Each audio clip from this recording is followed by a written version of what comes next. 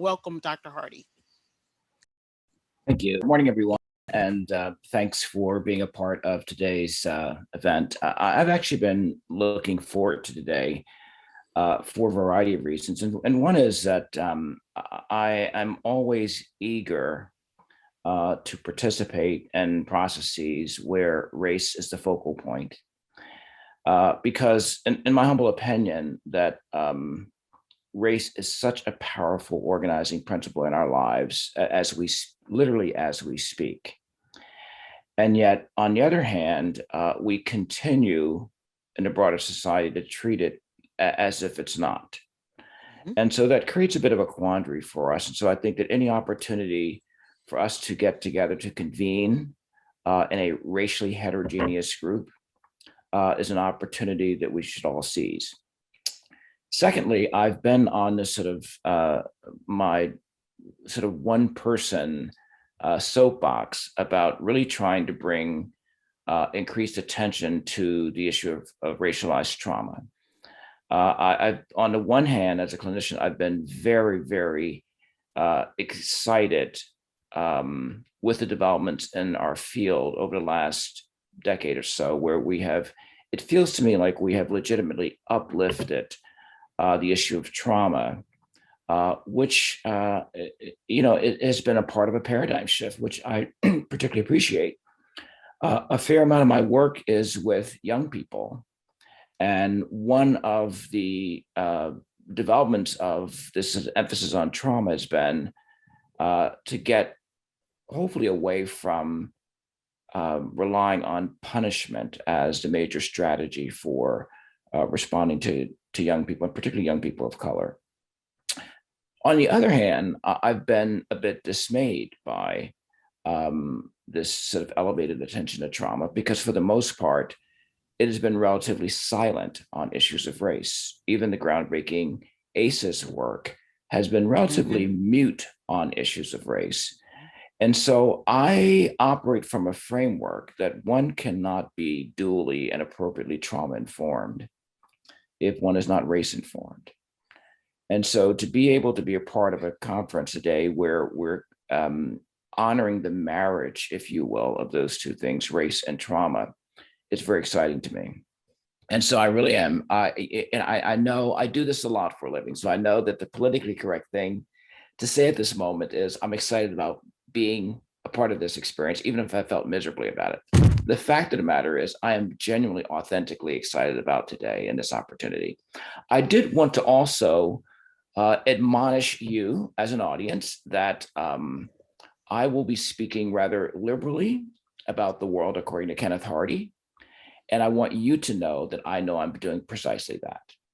And so because of that reason, there are no inherent you shoulds in anything that I say. And so if you have a set of well-cultivated, well-nurtured, warmly embraced ideas with which you have been in a long-term monogamous marriage with, that you can remain in your monogamous marriage with those ideas. I'm not here to disrupt those, but I am going to talk rather liberally about what I think and believe. And then we'll open this up, and I hope, expect, and want you to hold me accountable for every single thing I say, because I'm at a stage of my life and a place in my career where I am beyond fatigued with our inability to have meaningful, sustainable, substantive conversations about race. And so I know there's always this overlay of fear, and particularly where white people are concerned, that what if I say the wrong thing? I think it's inevitable that you will say the wrong thing. And I don't worry about one saying the wrong thing. I worry about what happens after the wrong thing is said. Is there a spirit of openness? Is one willing to engage in the discourse? Is there an opportunity to heal, address ruptures? And so I'm actually imploring you as we start here to hold me accountable for everything I say. I see myself as being a person with relatively thick skin. I don't know whether that's true or not, but it certainly is a fantasy I carry about myself. And so I invite you to put that to test this morning. So having said that, one of the biases I have about this work is that it is very difficult and in less politically correct moments, I want to say nearly impossible to fully conceptualize the full anatomy of racial trauma without lending some consideration to thinking critically about racial oppression and also racial socialization. Like, I think that those three phenomena, in my opinion, are so inextricably tied together, and that having some, at least a cursory understanding of racial oppression and racial socialization, I think is a necessary precursor to really understanding in a wholesome way the dynamics around racial trauma. And so I wanted to start by at least just saying a few words about racial oppression. And I don't imagine that this will be groundbreaking information for anybody here that you haven't heard before, that you don't know, or you yourself probably couldn't say. But I think it's a useful starting point to establish a foundation. And so I believe that Black people, and by extension, people of color, live in a perpetual context of racial oppression. And I think that racial oppression is inescapable. It's like the air we breathe. I liken it to a kind of um, untreated, undetected cancer that's always in our midst, that's always profoundly shaping what we do, how we think about ourselves, how we participate in relationships. It is ubiquitous, it is pervasive, and it is frightening in some ways, frighteningly invisible, so that we can't see it. And that because we can't see it, it's very easy to delude ourselves into thinking that it's not there. Now, I will say as a parenthetic that, and this was, and this is honestly a true story, that growing up as a kid in Philadelphia, I was absolutely obsessed with yards that had invisible fences.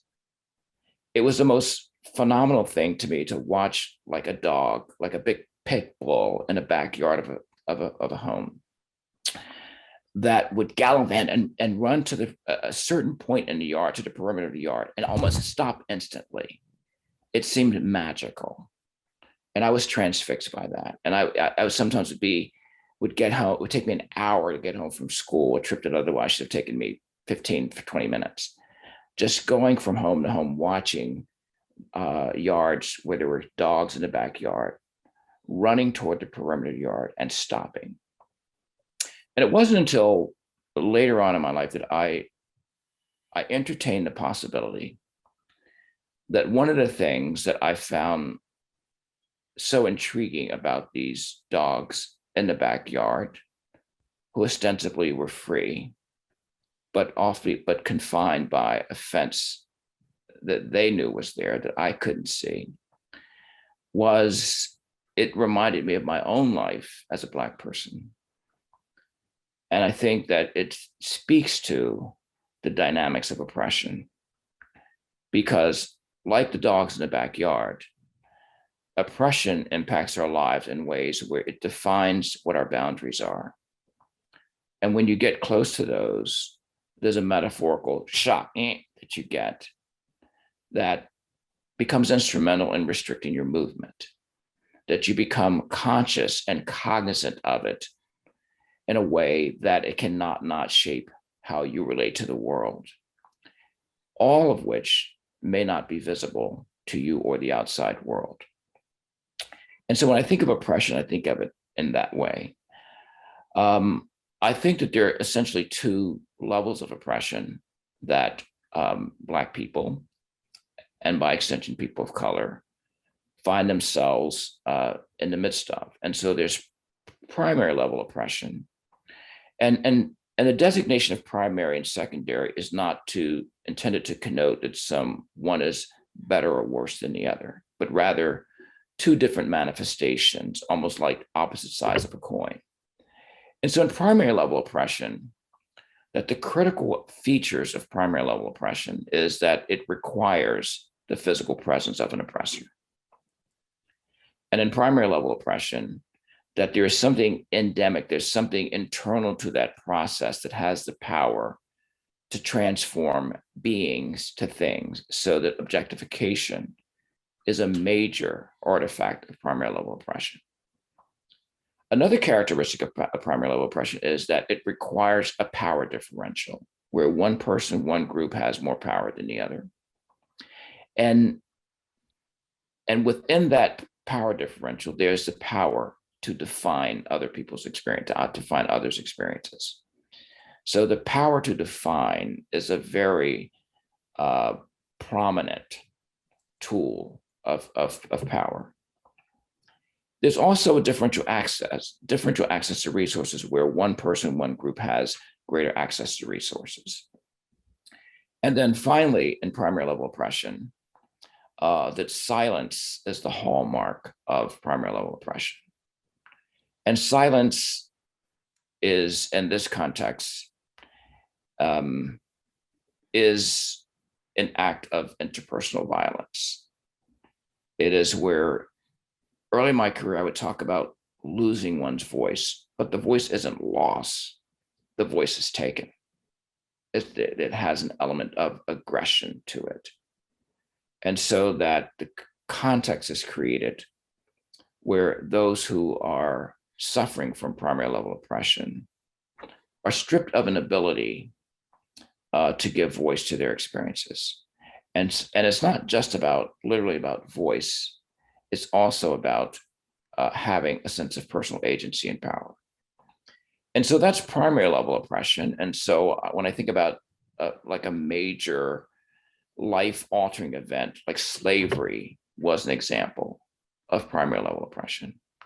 And I'm mystified why it is that some people today still find it hard to believe that Black people would suffer in 2021 from something that started in this country at 1619.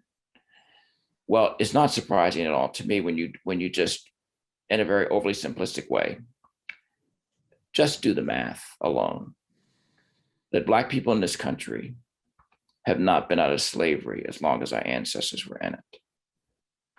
Just take a moment to think about that. That's chilling.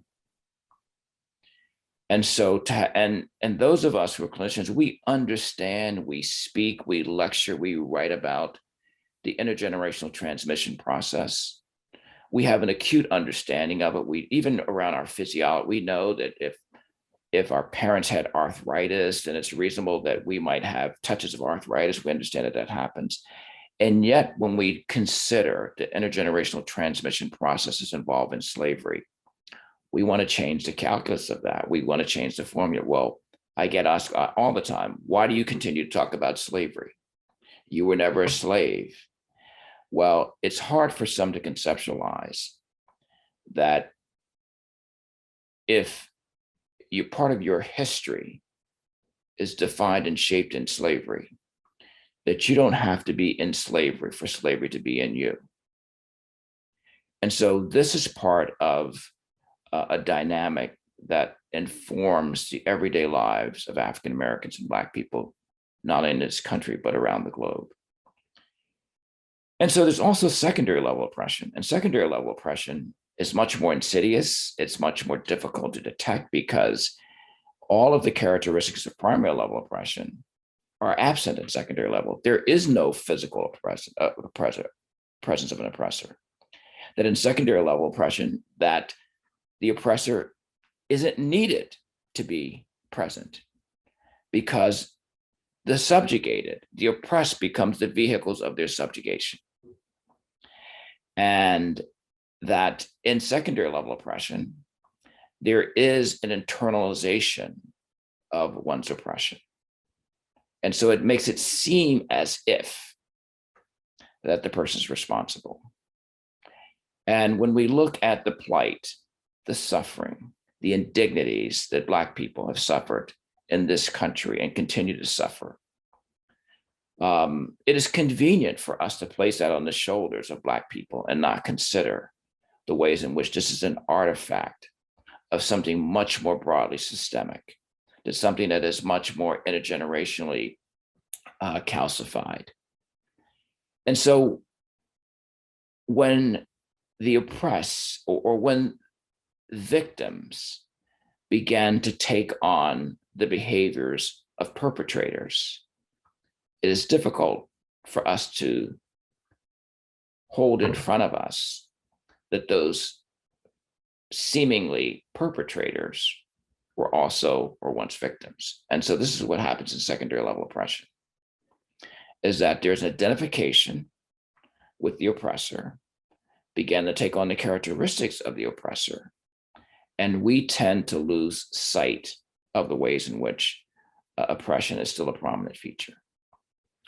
And so that's the broader context that I believe that defines the experience of Black people in this country. And it is life altering. It affects every single aspect of Black life, that Black parents parent from a position of racial oppression. And so what I believe is that in our society, that each of us on this platform today, that we are and have been racially socialized. And I think that's part of our culture, that we are racially socialized.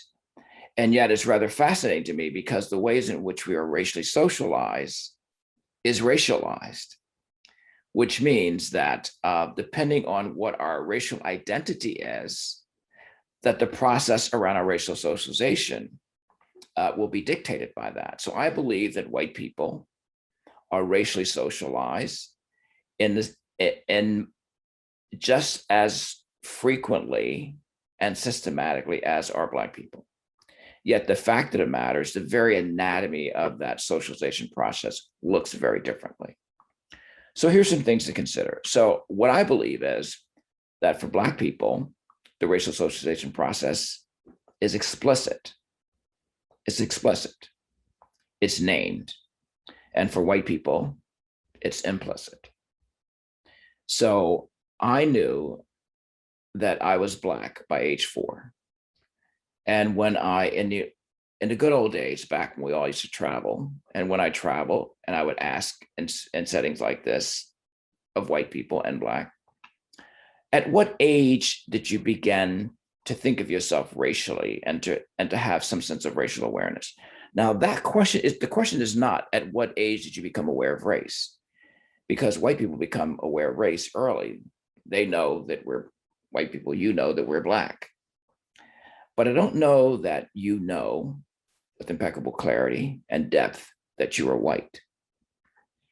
And so my experience is that Black people and white people answer that question very differently. That for many Black people, there is a conscious awareness of one's Blackness by age 4. It's preschool. And that I knew I was Black at age 4. I grew up with 2 parents, both from the South, father from Florida, mother from North Carolina, respectively, and a great grandmother.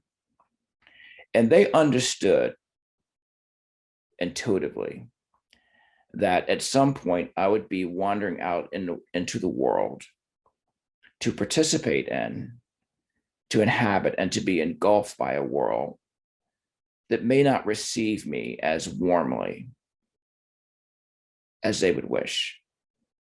So part of my socialization process was to prepare me for the world that I was about to enter. And part of that was me knowing what it meant to be Black in America. It also meant knowing about what to expect from my interactions with white people. So there were very specific messages in my household about race, about my Blackness, about white people, and about the multitudinous ways in which I should not trust white people. And this was born out of their experience. That as seemingly myopic and problematic as a message like that might have been, but when you consider that my father grew up in Jacksonville, Florida, where he was an avid swimmer and loved to swim, and yet because of the color of skin, was legally prohibited from entering any beach in Jacksonville, had to drive 45 miles to St. Augustine to go to the colored beach. There's nothing about that experience that would teach him that he should be trusting of white people. I heard very painful stories growing up about the ways in which he loved ice cream and had vivid memories to the day that he died when I'm by his bedside.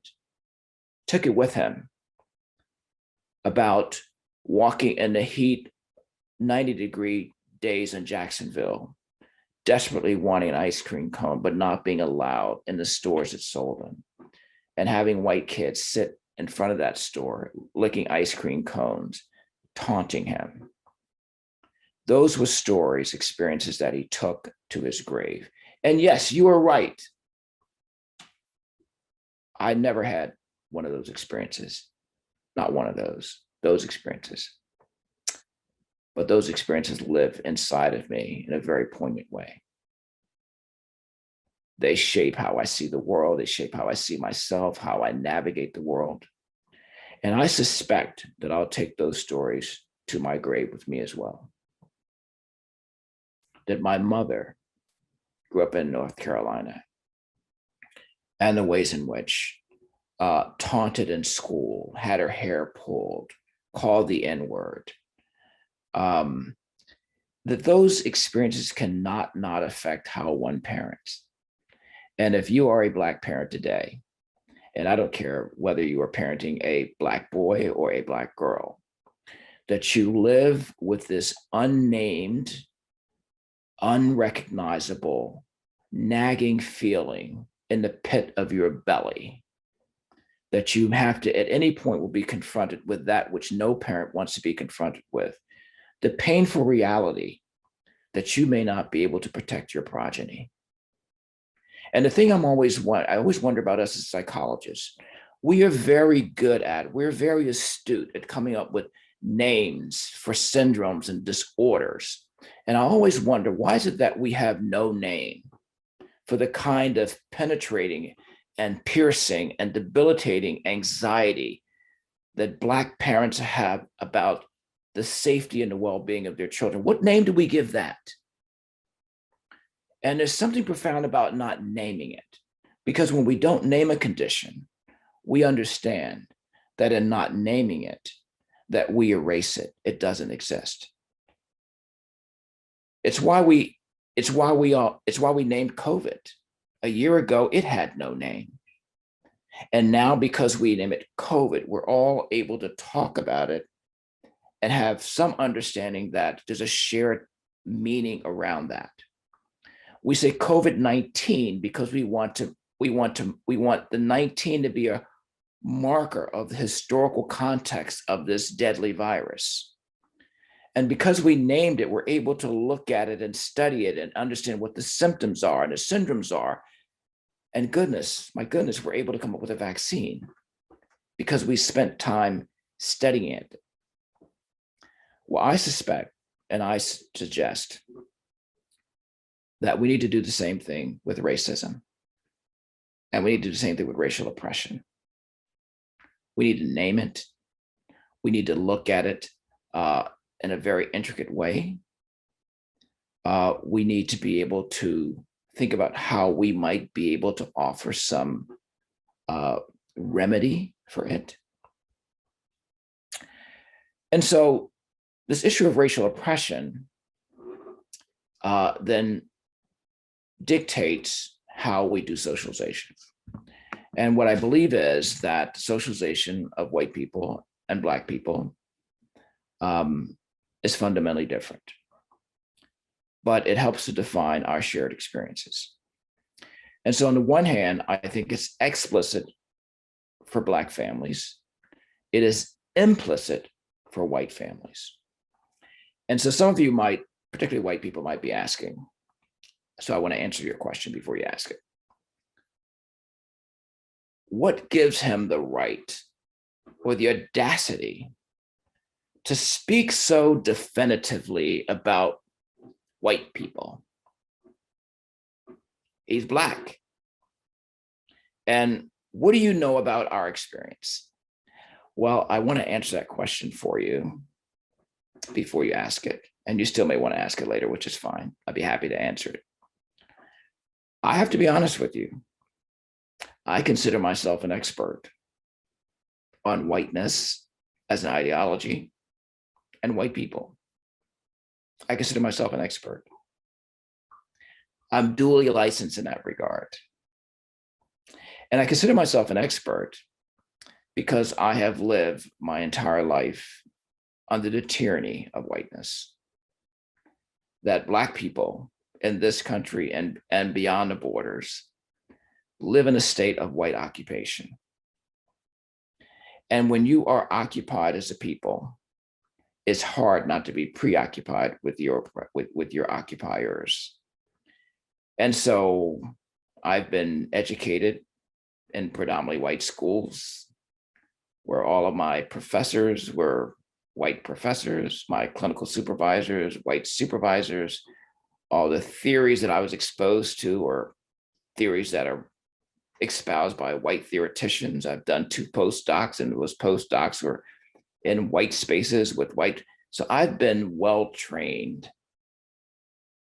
And the fact of the matter is that I nor Dr. McGee or any one of us on this platform who are Black people, that we couldn't possibly be a part of this platform and a part of the organization if we weren't acutely aware of what's important to white people.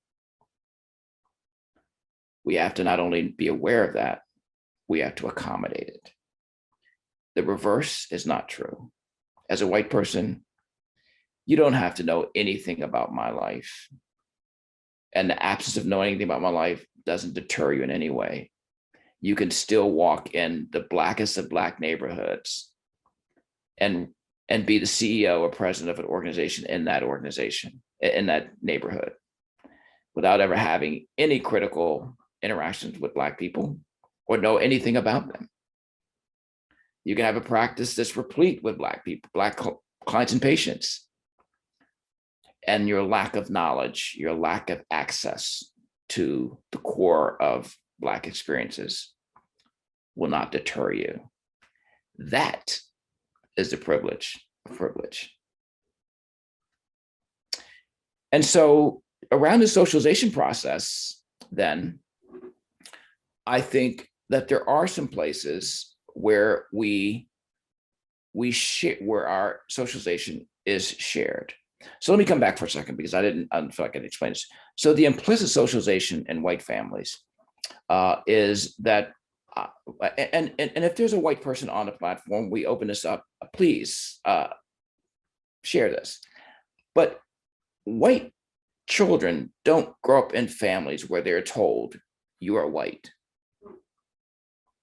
And so I'm in spaces all the time where I'm with a 45, 55-year-old white person who's never thought critically about their whiteness.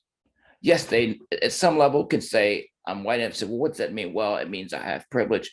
But I'm talking about actually critical introspection, self-interrogation. That doesn't happen for many white people. And so what happens is, it's like a colleague I had at Drexel, white male, was often frustrated with me in faculty meetings. He would say to me, Ken, why do you always have to bring up race? Is everything always about race? And I have to admit to you, there was a time in my career where I would just blow a fuse when I was asked a question like that. Got very defensive. Now I welcome that question because I love my answer.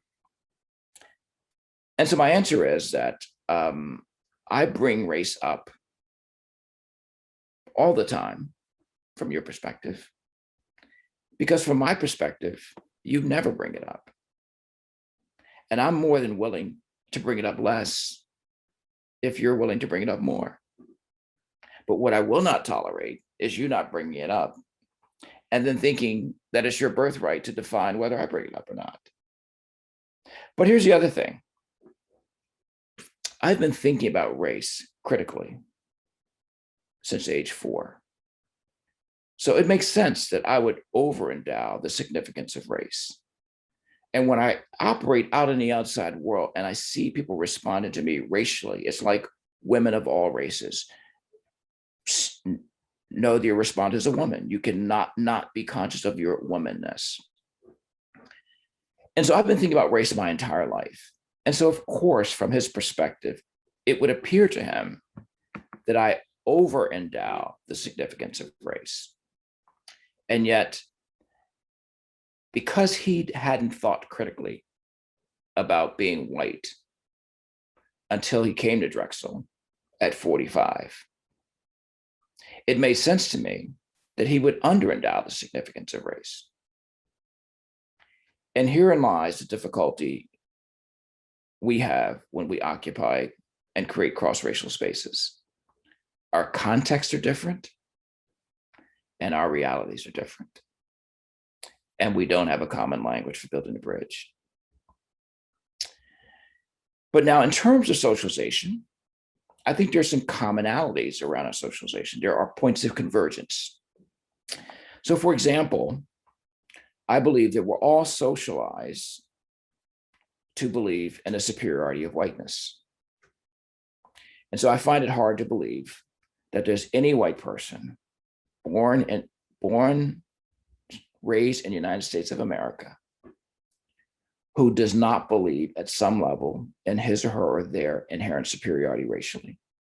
I don't think if you're born white in our society, that I don't know how you could not subscribe to the notion that as a white person, you are superior.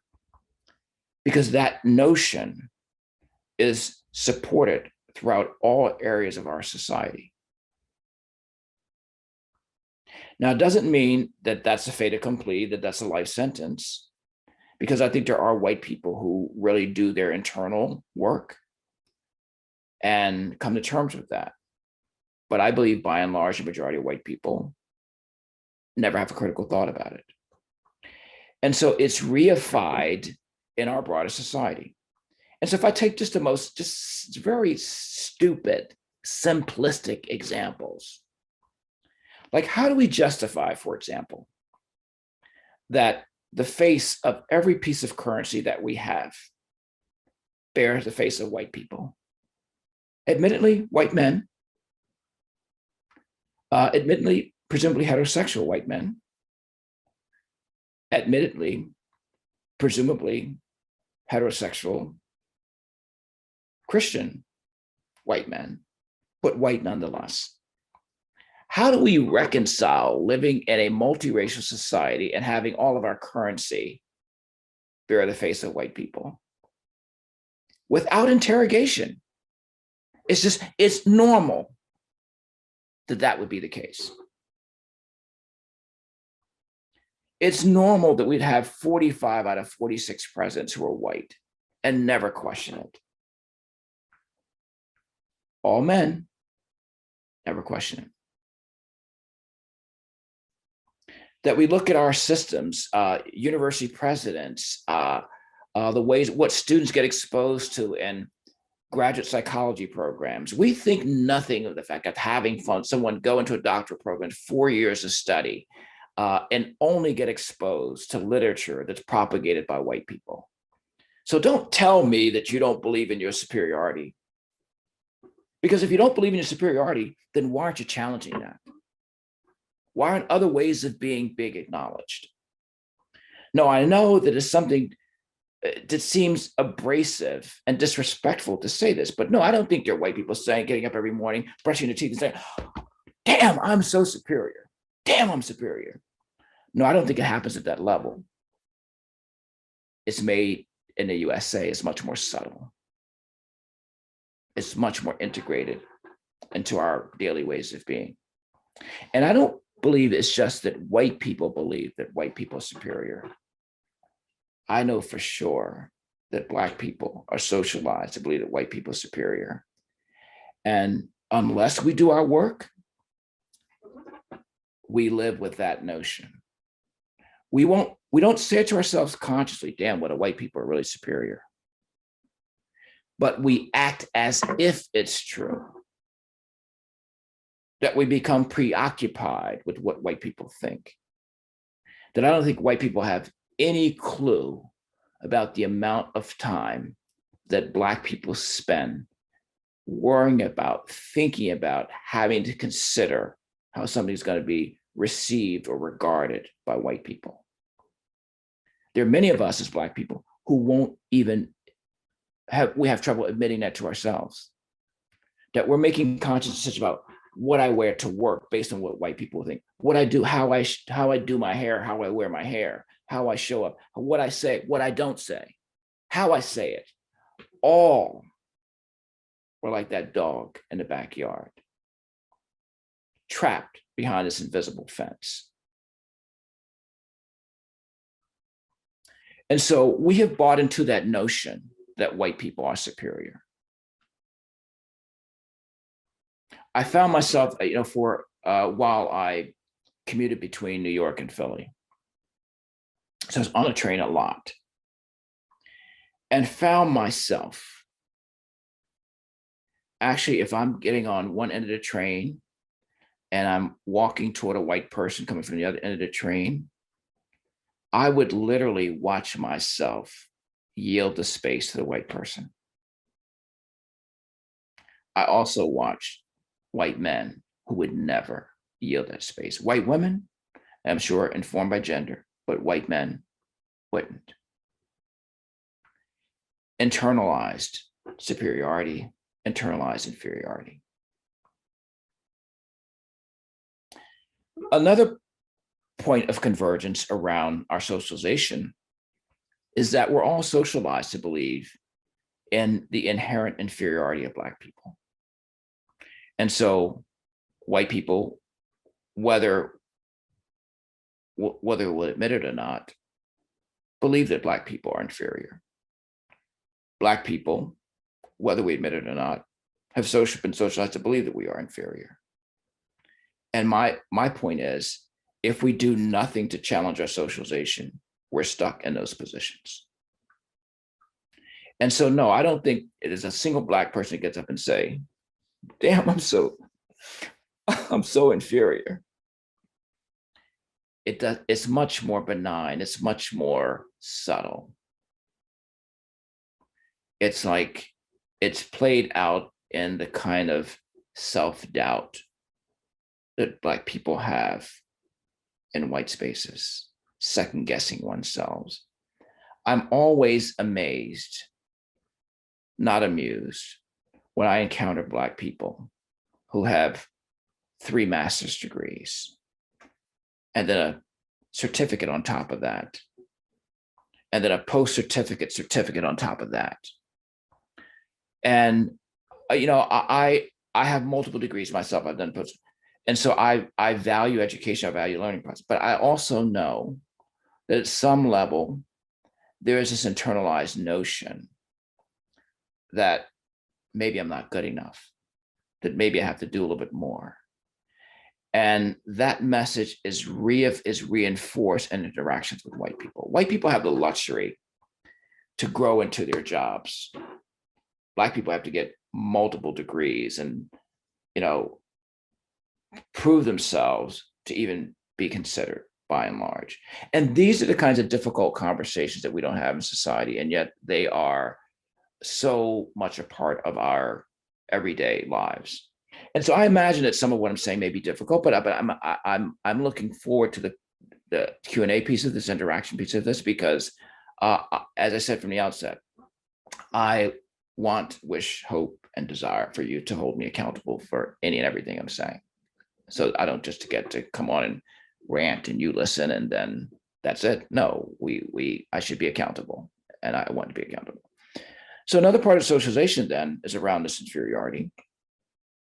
And that we're also socialized then to contribute to these sort of binaries around race. And so because there's so much tension in the US, and because one of the 3 original sins was slavery, and that we've never repented for slavery, there's been no apology for slavery, it still is a major point of division for us. That if any one of us as a therapist had a couple in therapy, and where, let's just say that there was a relational injury in that couple where one partner had an affair, let's just say. I imagine that some of what we would say would be analogous to some of what I would say. I'd say to the couple, as I have, that once you violate trust, that the repair process is lifelong. So, and also that I know that there's a model of healing that one has to engage in. And so this is slightly off the topic, but very much germane. So the framework I've developed for helping couples and family members repair relational injuries is a process where the first step is acknowledgement. And acknowledgement is, if you think about acknowledgement, right in the middle of the word acknowledgement is KNOW. Acknowledgement is my way of letting you know that I know an infraction has occurred. So acknowledgement is the first step. Secondly, there's affirmation. And affirmation is that the way you see it, the way you experience it, is the way it is, and is a place from which I will operate. So it's a validation of that person's experience. The third step has to do with direct targeted action. That because I acknowledge, I know that something happened, and I'm embracing that the way you see it and feel it and experience it is legitimate, then here are actions that I'm going to take to begin to repair our relationship. And the action I'm taking is directly targeted to the infraction. The fourth step is I want to apologize. And if you notice, the apology is not the first step. It's the fourth step. And once I apologize, I humbly ask for your forgiveness. And there's a caveat with this ask for forgiveness. And the caveat is that there is no timetable attached to forgiveness. You may or may not wish to forgive me. And because I apologize doesn't entitle me to forgiveness. So if you take that model that has worked marvelously well for me in therapy, and you apply that to the relational injury that Black people have suffered at the hands of over 200 years of slavery, another 100 years of Jim Crow, when you do the math and you realize that Black people have been in this country 401 years, and about 50 of those years have been free. 50 of those outside of Jim Crow and slavery. And where are we within this framework of healing and repair? We're not even beyond the acknowledgement phase. Not even beyond the acknowledgement phase. How can there be healing when there's no acknowledgement, when there's no effort? So these things linger, and they're part of our socialization process, and then they shape what and how we do. I think another common ground around the socialization process is that we're all socialized to not talk about race, at least not in mixed company. And so this creates a bit of a quandary for us, because we're socialized to not talk about race, then we tend not to talk about race. And when we tend not to talk about race, we never learn how to talk about race. And so we don't know how to talk about race. We tend not to talk about race. And we tend not to talk about race. We can't ever know how to talk about race. So we're trapped in that vicious cycle where we just trap. And then I'm always amazed, and I suspect that Black and brown people will come on and hold me accountable for this as well. But to show how deeply ingrained these issues are within the soul and psyches of Black people, it's why we don't have conversations about race, because it is rare that a white person will initiate a conversation on race. It is rare that a white person even refers to themselves as white. By their ethnicity, oh yes, I'm Italian, I'm Irish, I'm Jewish, not by race. And then I'm always amazed by Black people in the presence of white people, because we use all these white euphemisms. It's because, and it's a trauma response. So when white people are present, Black people will say things like members of the dominant group, meaning white. Other ethnic groups, meaning white. Some cultural groups, meaning white. And then here's my favorite one with Black people. Well, in my office, there aren't a whole lot of people who look like me, meaning that they're mostly white people. That coded language is emblematic of a deeply internalized trauma response, because Black people have been terrorized, victimized, and traumatized by white people. And so that trepidation to even name it is, it activates a deeply rooted trauma. It's a trauma reaction. So I don't wish for anybody to interpret what I'm saying as an artifact of some human frailty in Black people. This is a trauma response. It's like the trepidation to name it in the presence of those for whom you have been traumatized by is a normal response. And yet what happens is it makes it difficult for us to have meaningful conversations. And this is both in and outside of therapy. And so the socialization process is very, very closely tied then to issues of racial trauma, because we also, because of the original sins of slavery, that the Black-white tension in this country is on steroids. And what happens is it makes it difficult for any racial group that's not Black and not white to get very much oxygen in conversations about race. So if you are Asian or Latinx and you are not dark skinned, or you are phenotypically white, then it's really hard. You get lost in this abyss and the tension between Black and white in our society. And that's rooted in history as well. And so the socialization process that Black children are exposed to is one that is highly oriented toward survival. And that it is multifaceted in the sense that these strategies of survival that one has to develop, on the one hand, enables them to survive, and yet on the other, they contribute mightily to the perpetuation of oppression, which then contributes to racial trauma.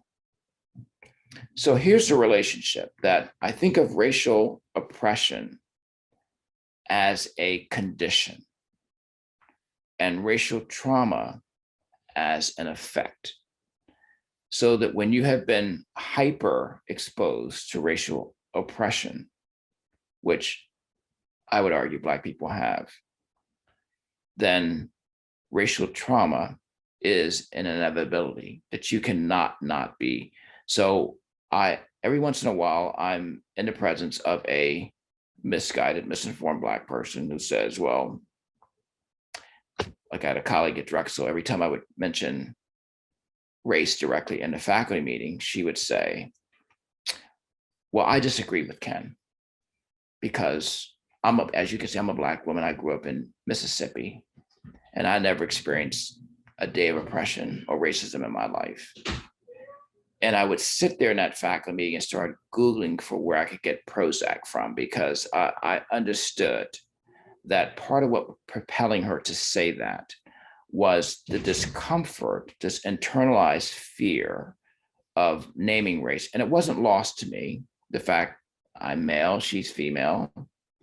I grew up in the Northeast, she grew up in the South. And those regional differences, those other contextual differences do make a difference. And so I do think that there is this inextricable connection between racial oppression, racial socialization, and racial trauma. And so one final thing I'll mention, because I know we're scheduled to take a break in 7 minutes, so I'll get us toward that, is that the socialization of Black children then is geared toward survival. What you should say, what you should do with your hands relative to your pockets. It is necessary, and it also perpetuates trauma and oppression. So here in New York, I know that there are, like you can go into Brooklyn on Saturday mornings and they hold seminars for little Black children about how to interact with the police. And it absolutely breaks my heart. It pushes me to tears, because I understand the intent of it. It's like we all desperately want our progeny and our kinfolk to live. And we are inundated on a daily basis with the assault on Black and brown life in this country. And we're now seeing it even spread into the Asian communities. And so these Black children are told the importance of being polite. And yes, sir, and no, sir. And the message is that no matter how disrespectful they are of you, no matter how many times that they refer to you by the N-word or something even more menacing, or accuse you and treat you as if you're a thug and you're nothing, that you should be polite. Keep both hands on the steering wheel. Officer, may I get my license out of the glove box? And my sense of outrage is, and who's trained to police how to deal with the Black community? Who's teaching them? Who are their tutors? And here's the thing about it, is that I know, and I believe that we all know, it doesn't matter how polite our children are. It doesn't matter what they wear. It doesn't matter what school they go to. It doesn't matter whose progeny they are. If they're Black, they're born targets. And if you're a Black parent, you know you're bringing a child into the world who is a target. And a socialization process has to be around, how do you prepare your child to live in a world where he, she, or they are targets. And what happens is we build that invisible fence. It's the only way we can feel some modicum of safety. And that same child grows up to be an adolescent on a subway or some other place where he or she or they have already spent the first 14 years of their lives living within an invisible fence. And now all of the adolescent energy. And so suddenly they find themselves on the red line in Washington, D.C. And they're saying, well, fuck this, I don't care. And we see how loud and boisterous and disrespectful they are. And we want to make it about their behavior. We're not thinking about, well, might this be an expression of the kind of racialized trauma they've already experienced when they have to live this highly confined life, being hypersensitive about what they say, where they go, how they show up, and they see their white counterparts who are just free to be. So here's the difference in the socialization process, that Black people are socialized to be Black people, and white people are socialized to be people. Therein lies a major difference.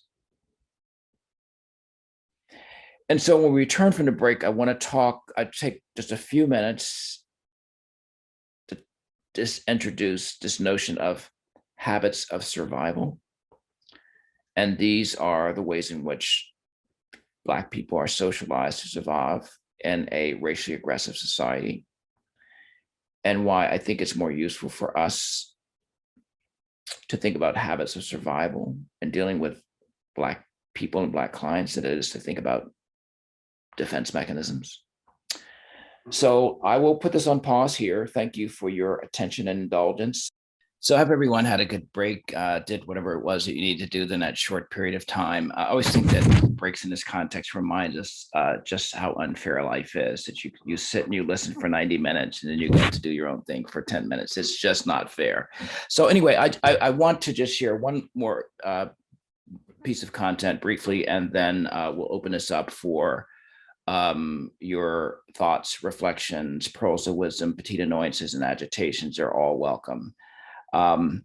So I think that a core piece of racial socialization is socializing for survival, because as a Black person, you live your life as a target, and it doesn't matter where you are. You could be in a university and a tenure track position, and it's hard to ignore the fact that part of being Black means that historically you've been targeted, and so it follows us wherever we go. And so in Black families, these terms are never used, but I think that Black people develop what I consider to be habits of survival. And habits are impulses that they're not necessarily conscious. It's not like I say, well, teach me this habit of survival. It's a reflex. It's a reflex. And that habits are simultaneously functional and dysfunctional. They're functional because they create a space for Black people to cope. They are dysfunctional because they become rigidified. And when they become rigidified, it's a reflex. It's like it's my go-to, even when I don't know it's my go-to. So I just want to take a few minutes just to walk you through what I consider to be some of the salient habits of survival. And you can find these. I would assume that all of these may be represented even on our platform today. And so one is a warrior habit, and a warrior habit is the habit where one copes with one's oppression and hope to deal with trauma by fighting back. And this is largely driven by rage, but it's a visceral response. It's a warrior habit. And the difficulty with the warrior habit is that one is always fighting, even when there's instances where one doesn't have to fight. But it does allow for survival because you're constantly pushing back against injustices. And when the world around, when the particles of racial oppression saying, shut up, whereas Megyn Kelly said to LeBron James, shut up and dribble, the warrior pushes back. And warriors like Dr. King, are often obliterated by our society. You could be a warrior at a university, and if you're speaking truth to power, which allows your soul to be liberated, you know that it puts your physical self in jeopardy. And so that's the difficulty of it, is it almost presents you with a false choice. Do I speak up and allow my soul to survive and yet subject my physical self to punishment and harm? The warrior chooses that option. The other side of that is, or do I remain silent, allow my physical self to survive while my soul is perished? That's not a part of the warrior. That's another habit I'll talk about in a moment. So there's a warrior habit. And there's also, I had an indigenous group say to me once I was doing this, it said, that in our culture, we draw a distinction between a warrior and a rebel. And so after this conversation on that particular reserve, I expanded this to include warrior and rebel. And what they were saying was that a warrior is the person who's done their own work and are able to fight on behalf of their people. The rebel is a person, the style where one has not done one's requisite work, but attempts to fight on behalf of one's people. So there are lots of missteps. So there's a warrior habit, the rebel habit, and then there's the oppressor. And the oppressor is the person who copes with one oppression by actually replicating acts of oppression. And so it becomes very domineering. It's like the Black man who goes to work every day, who's beaten up at work and having to deal with all sorts of indignities, who is silenced and then comes home and he's a tyrant. And when we look at these prototypes outside of a framework of trauma, then it takes us down a path that's not helpful, because we start thinking in terms of punishment and corrective action. And I think these situations should be part of our treatment protocols, which I'm sure folks will get into this afternoon in a slightly different way. And then there's a subservient habit. And the subservient habit is the person who's been socialized to believe that, look, that you, I forget what that expression is, but somebody who's probably heard it, that you catch more flies with honey than you do with feces, or something to that effect. But essentially, the subservient is a person who takes a one-down position as an act of survival. And so as long as I'm under the radar, I acquiesce, I take a one-down position, then I'm able to survive. And then there's a feigned subservient. The feigned subservient is a person who pretends to be one down, but isn't, but just knows that I have to be one down because that's what you expect of me. But there may be a hidden warrior in a subservient habit.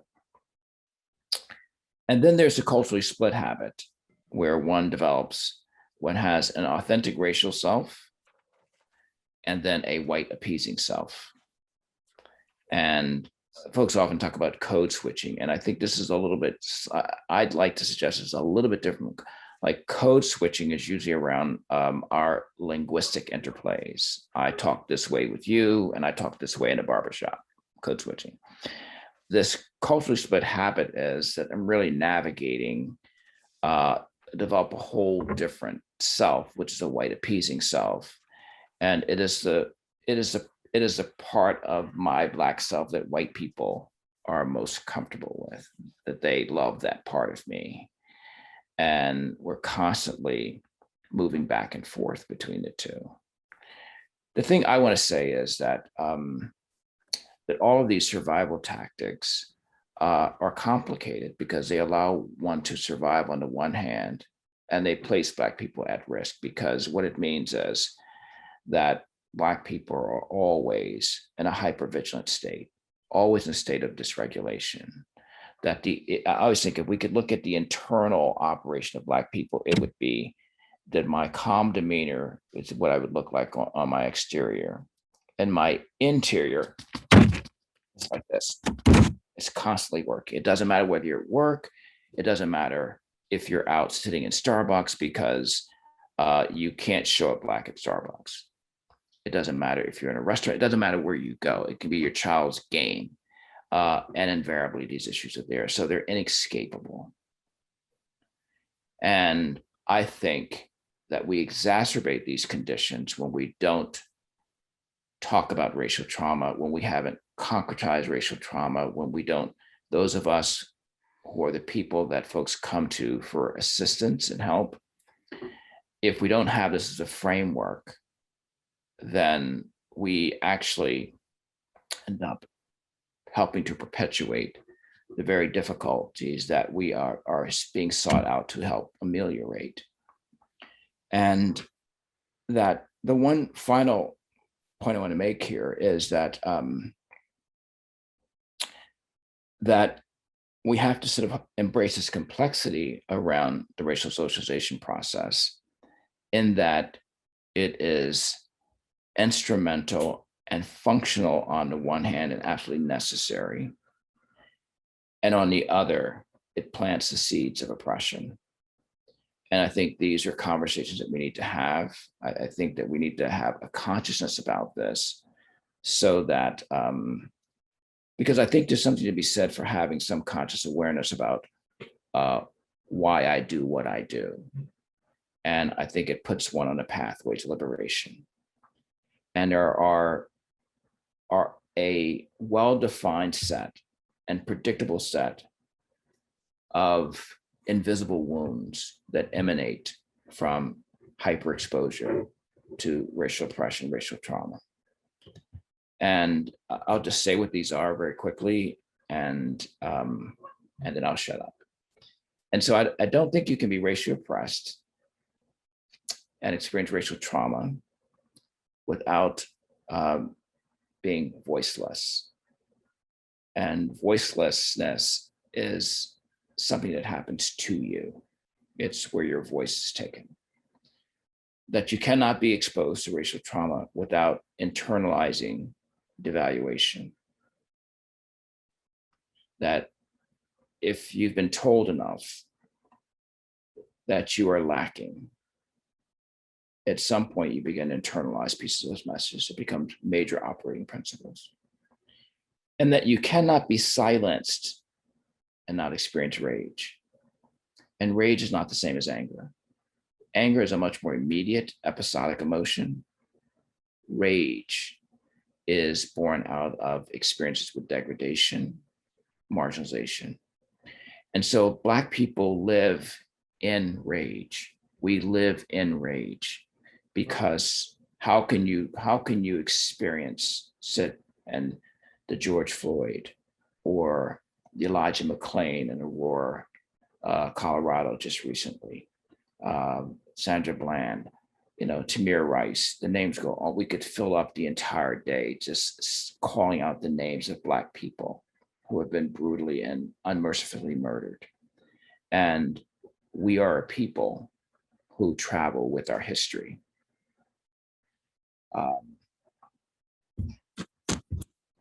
And it weighs on us. And so it contributes to a sense of rage. And rage lives inside of us. And when rage is denied expression, that there are two pathways. Either when rage is denied expression, it turns to violence externally, or it turns to violence internally, which is why you see high rates of hypertension and other kinds of illnesses in the Black community. And simply popping a pill for it is not sufficient. That these are tied inextricably to the kinds of deplorable life circumstances of Black people. have been subjected to. So thank you all for listening. And I would like to now just flip the script and take your thoughts, your questions, your comments, your pearls of wisdom, hear about the things that were points of agitation for you or disagreement. It's all good. All right. Please feel free to put those in chat. If we need you to expand on that, we will ask you to possibly unmute yourself. So, and thank you everybody for the sharing that you were doing in the chat. We are so glad that you were comfortable and you were able to share your experiences with us. Ken, I'll just get it started while people are chatting. As a parent, sometimes I'm rebelling against this protective. I feel like I'm not allowing my child to live free. I feel like I'm limiting his life by always don't do this with the police, do that. I feel torn here, and I'm like, I guess I'm at this rebel stage where I just really don't feel like I want to give that protective talk anymore. Mm-hmm. I feel like I'm truncating his life. Yeah, I think, and I think that is the built-in dilemma for Black parents, because you're absolutely right. I mean, it's like when you have this highly restrictive, constrictive life growing up, in the interest of survival, then your adult life, you go in a job interview and it says, well, he seemed a little, I was hoping we'd get someone who's a little bit more assertive, a little bit more, and well, all that's been trained out of you early on just to get you to this point where you can grow up and be on a job interview. And so, and the thing about it is that there's no manual for it. And this is where the complicity with psychology is, because here's something that you and I and most people on this platform know, that in not just in Black community, but in communities of color, the issue of complexion is important. It's an issue. In Black families and Asian families and Latinx families, we know that for sure, that it has meaning if you are dark in a family of color. It has meaning if you are light. We know that. And yet you can't find a psychology book or a child development book or developmental psychology book that lends any significance, credence to this issue. And yet it is so prevalent in families of color.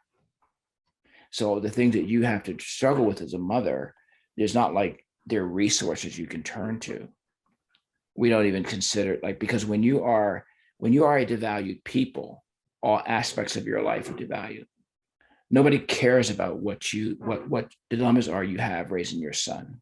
It's not on the radar. And so what we're all fed are, books and resources that are written by and written for white parents and white children. Okay. We did have a question. Can you please address the issue of responsibility for what is the perpetrator responsible for and what is the victim responsible for, given that our first adult human responsibility is to take care of our own well-being? Well, yeah, I think there's something about that notion that to take care of our own well-being is flawed. I mean, I agree with the premise, but I always, like in my writings, I talk about the SIRO factor, SIRO. And SIRO is an acronym for self in relationship to other. And so there are those, like, I think part of a white dominant ideology is very individualistically oriented. Take care of yourself, your literal self first. But that's ideology is not one that's practiced throughout other necessary cultural. I mean, that there are other racial groups that think that, well, myself really is myself, plural. It's not just myself, but it's all my kinfolk as well. And so I think the role of the perpetrator is to be able to take responsibility or for one's contribution to the relationship, to name it, to initiate conversations, and to remain open and non-defensive when it's being discussed. I think that those are all responsibilities of perpetrators, because I think that, I think when you operate from the premise where you have power over someone, then there's a certain amount of privilege that comes along with that. And I believe that to whom much is given, much is expected. So I think that the more privilege you have, the greater responsibility you have to rectifying and addressing the issue. There was a comment. It's frustrating to see that folks want to move away from the systemic to focus on the individual. Just a comment about that discussion. And I think, like, I don't think it's an either or proposition. I think we have to be mindful and cognizant of both, because they are so incredible. I mean, like, the systemic is allowed to persist because of the actions of individuals. And so, and yet I appreciate it. And I don't think that by focusing only on the individual that we highlight the systemic. I think we have to do both. Okay. Does it help to know that Jewish people share many of the thoughts and experiences that you expressed, that Jewish people were enslaved in Egypt thousands of years ago, and then there are still horrible memories of our grandparents' families in Poland who were slaughtered and imprisoned in the concentration camps? Does this give us camaraderie with Black people? I think, yes. I think it gives, I think it's complex. I think it gives a shared a camaraderie with Black people. And I think that's why, that historically Jews have been, very prominently connected in the civil rights movement, and been very active in advocating for the dismantling of systems of oppression. And so I think there is that camaraderie there. I think it also requires Jews to hold the complexity that's involved in being Jewish and also being white. And so that one's suffering as a Jew does not minimize, obliterate, or give white Jews a pass from the privilege that they're held as white people. And oftentimes I'm in spaces where that's a challenge for Jews, because I think that Jews have had such a protracted history of suffering and targeted around the world, that I think there is a capacity to relate to the experience of Black people and have that camaraderie. But it has a tendency sometimes to lull Jews into forgetting about the ways in which they also simultaneously benefit from white privilege.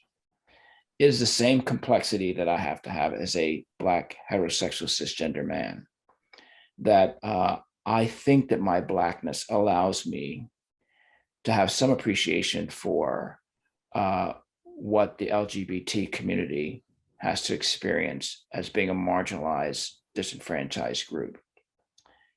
And at the same time, I have to remind myself that the suffering I experience as a Black person that allows me to relate to those experiences, actually, they don't release me from the kind of cis heterosexual privilege that I enjoy.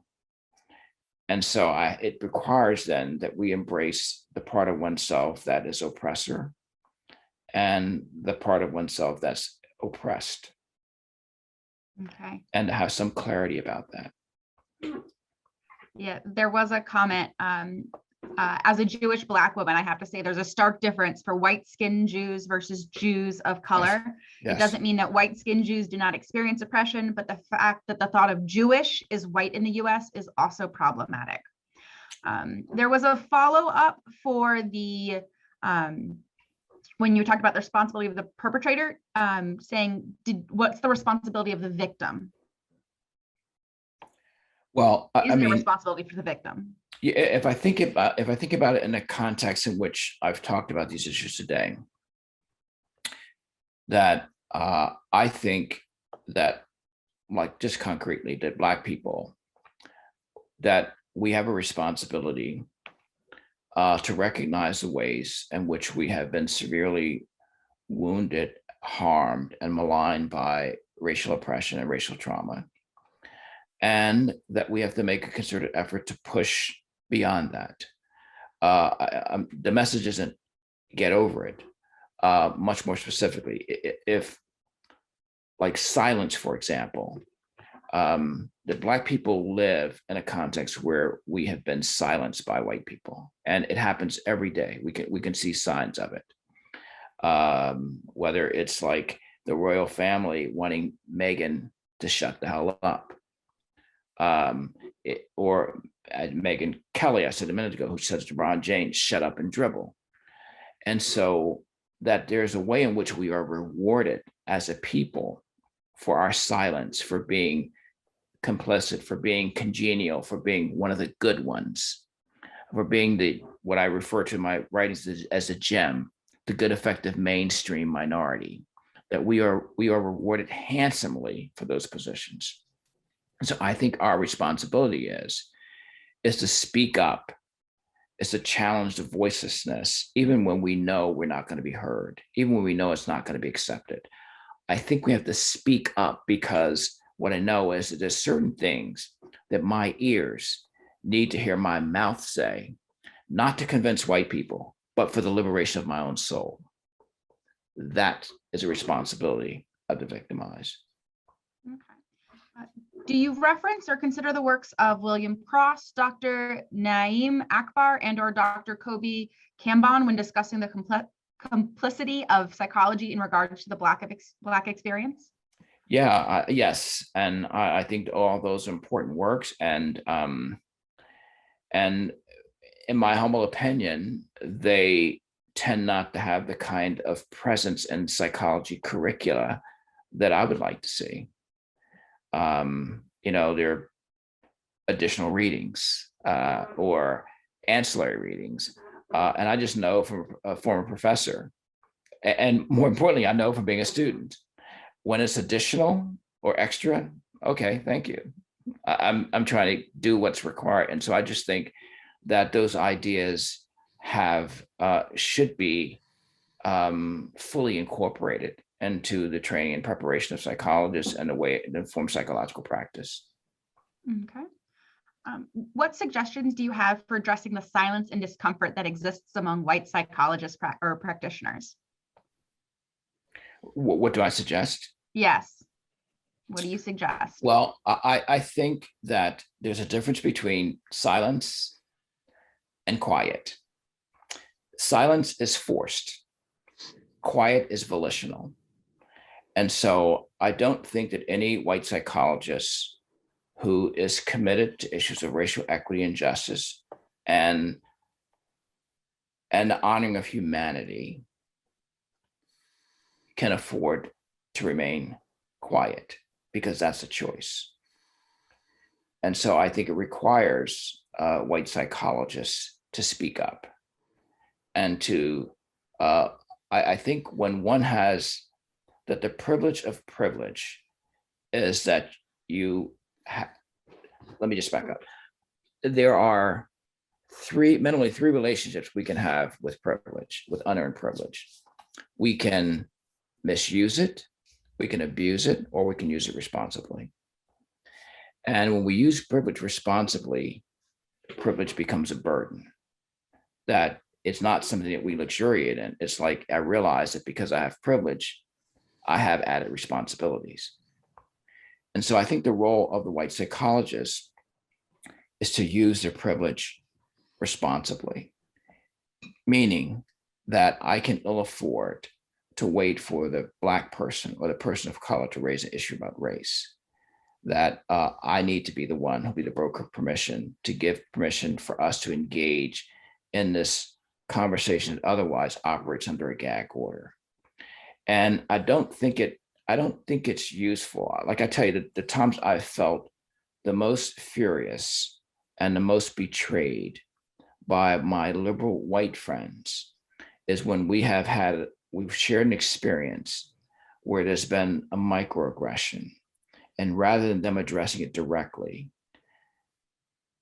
they extol me for my courage and my voice later privately for speaking up in a situation where they were there and could have spoken up themselves. And so I do think that white psychologists have a responsibility to speak up. Okay. Do you see any parallels between racism, sexism, and other types of isms? Yes, I do. Because I think ultimately they all divide the world into the privileged and the subjugated. And there's some similarities across those lines. Okay. We have a few people who are speaking about how you have definitely stimulated their thinking and what they'll be doing in the future. Can you talk more about your work with couples, especially interracial couples, where the white partner does not understand the trauma that their partner is experiencing and results in many problems, especially with child rearing? First, I want to thank the folks who have had affirming, kind things to say. Thank you. I appreciate just the feedback. And whether I'm working with interracial couple, white couple, black couple, I think that this notion around race, just given our society, has to be seamlessly integrated into what we do. And so I have conversation about race with white couples because this notion that somehow a conversation about race is only relevant when people of color are involved. Well, white people have racial issues, and so I should be having those conversations there as well. I think in interracial couples, it's rather challenging because I find, and maybe this is just limited to my clinical sample, that interracial couples have this sort of belief that they've transcended race, that their relationships are the embodiment of that, and have said to me somewhat rather arrogantly, if race was an issue, we wouldn't be together. Well, race could be the issue you're together because we know there are all sorts of fantasies that we have about race. And then what I find is that the person of color in an interracial relationship operates under the same gag order and restrictiveness that they do in a broader society. So I had a Black woman who's married to a white man, and she's saying, and it never articulated this in their relationship. Jerry and I sit and watch television, and I noticed that with the remote in his hand, he never stops on a channel where there's a Black person. Now, it could well be that those happen to be programs that just don't interest him, that had nothing to do with race.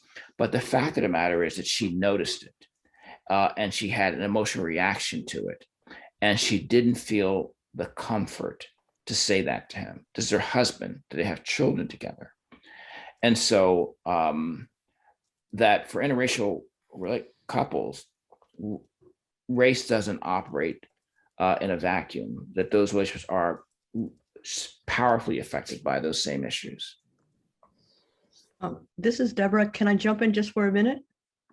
Yes. Okay, because I asked that question and your examples are excellent. I'm treating a couple, I'll make it as quick, where he is very angry that their daughter will not speak up in an all-white class. She has braids and locks, and she just has such a hard time. Mm-hmm. And her mother completely understands as a Black woman. And so this has been a conflict between them. Mm-hmm. Yeah, and I see that, Deborah. Thank you so much for sharing. I see that, and what happens is there's a little bit of emotion when you, as the clinician, highlight the racial issue, because it's what I often get is you're trying to make an issue racial that has nothing to do with race.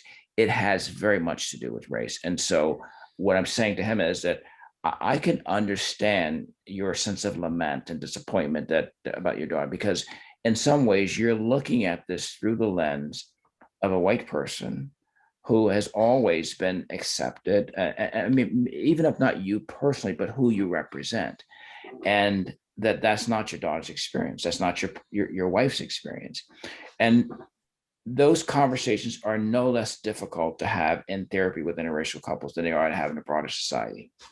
Yeah. So I appreciate the work you're doing at that. Thank you.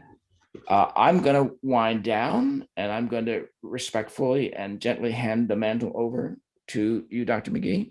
Thanks so much for inviting me and for creating the space. Appreciate it. Yes, you were on the same wavelength as me. I was just saying, Linda, go ahead and start sharing your screen. Okay. Well, before I do that, I just want to say thanks so much, Dr. Hardy, not just for when I heard you speak to the San Francisco group, inspiring me to get out there and talk more, but also your kind words when we talked on the phone, because, Mhm. you know, it embodies the thing that stood out with me on your San Francisco talk, and I told you this personally, was how you handled the questions and how you handled the pushback and how gentle and respectful you were with those people and with the Black people who were pushing back.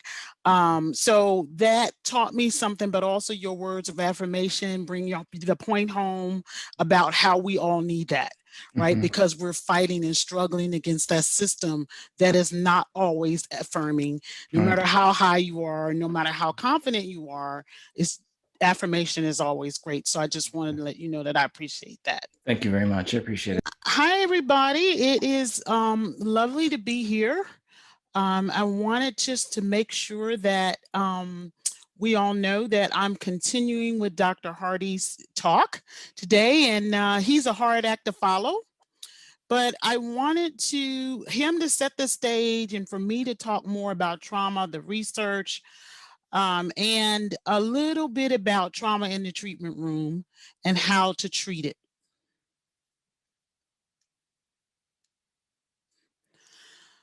My rules of engagement are simple. I expect that when we're talking about race and racial trauma, that we're going to make mistakes, and that we should just normalize that, right? And risk being vulnerable. Support, like you've been doing in the first part of this talk, support one another, and to understand that I will presume that you have good motives. If you will presume that I do. I want you to think about like all of your training on race and equity, to think about it as a journey. There's no finish line. There's no such thing as a person who is 100% evolved on race. It's a process, and we're all humans in development. So today we're going to talk a little bit about like, what is this trauma that we've been talking about so much, and how it presents itself in terms of our entire history with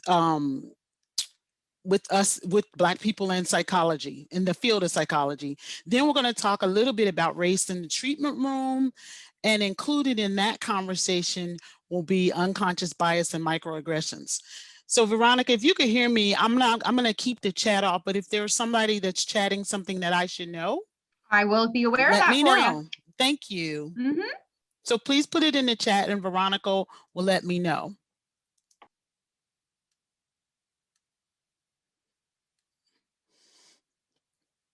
So we started off by talking about Dr. Hardy's model about race trauma, right? When you first start to become aware of race, that is how we're socialized on race, like with our marketing and our packaging and everything being socialized, a lot being socialized around majority culture. Then we talked about how the socialization of race often leads to racial oppression, and that the trauma is the outgrowth of the oppression. So I was just looking at Dr. Perry on television the other day, and he said with Oprah Winfrey that when we talk about adverse childhood events, if you have this developmental trauma, he didn't say race trauma in particular, but he was just talking about trauma in general, then the truth is that the outgrowth of that trauma is that you could have any kind of physical health, mental health, or social health problem that you can think of. So what he's saying, and what we're all saying when we're talking about trauma, and specifically race trauma, is that the implications are far reaching, and they sort of intersperse themselves in every aspect of your life. So what do we mean when we talk about race trauma? is the physical, psychological symptoms that people of color undergo each and every day after being exposed to experiences stressful in nature that have to do with race. It often allows us and has us feeling fearful. It has us hyper vigilant. Their physical outgrowths, including body aches, insomnia, their cognitive difficulties, such as memory difficulty. There's a lot of confusion when we try to analyze events and shame and guilt around those events.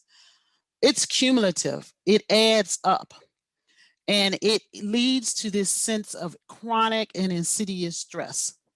In addition to being cumulative, it goes throughout generations. And so what Dr. Hardy said earlier is that, so I'm conditioned by my parents, and I take that conditioning in my parenting, and it spreads the trauma intergenerationally.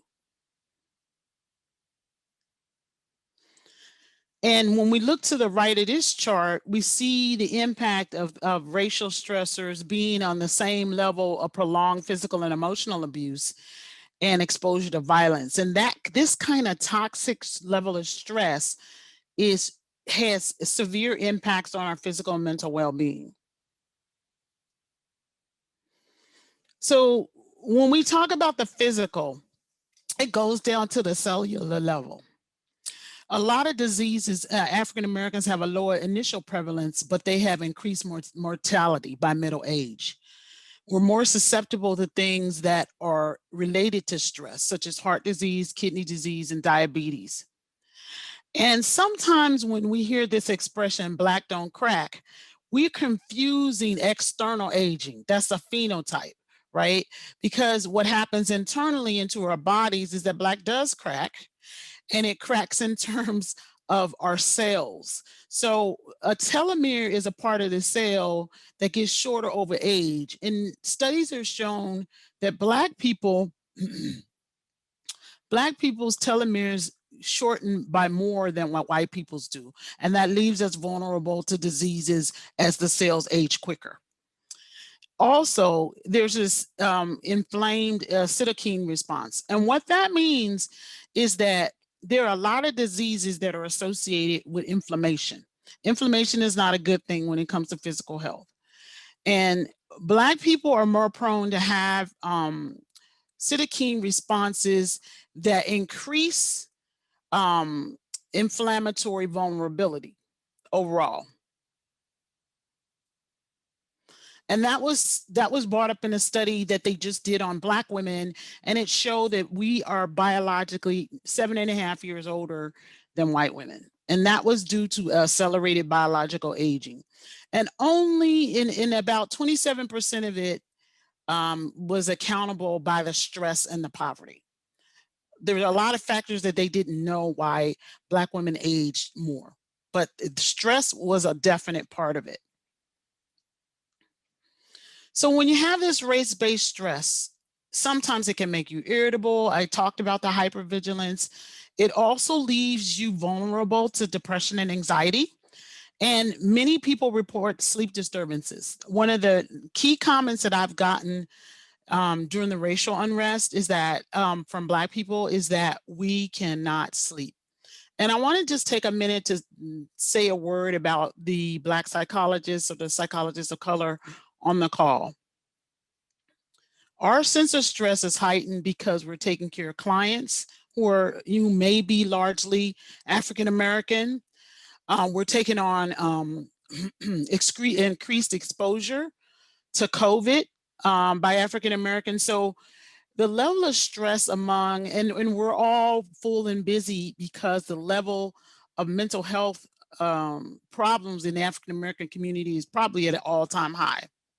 So I just want to take a word out to say that these stressors do impact therapists also, and to make you all aware of the fact that African American therapists are undergoing increased stressors themselves.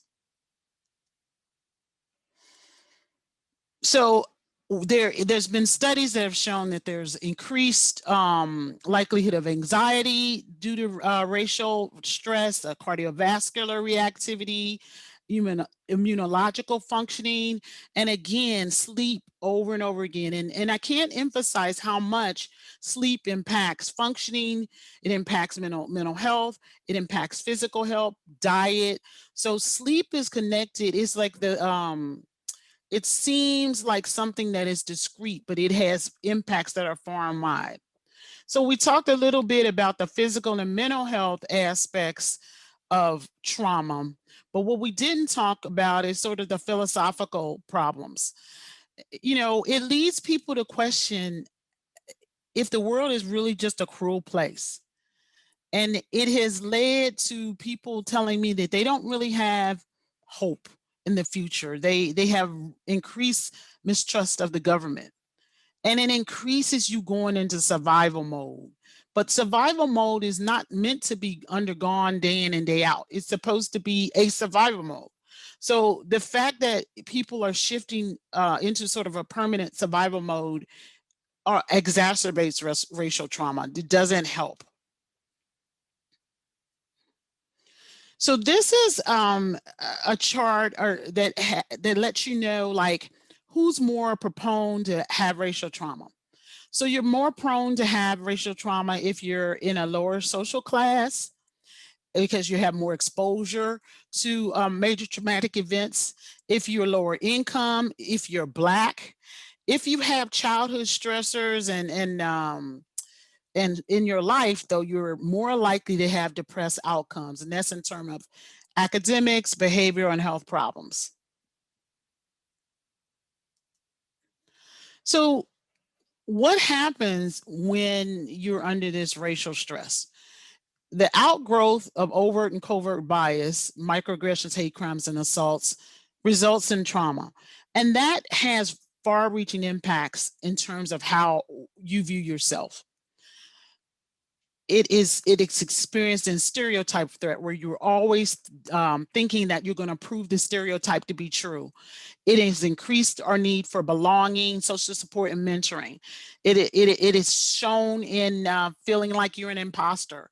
And even if you're one of the people like me, who's one of the people in my family that graduated from college, you feel a survivor guilt.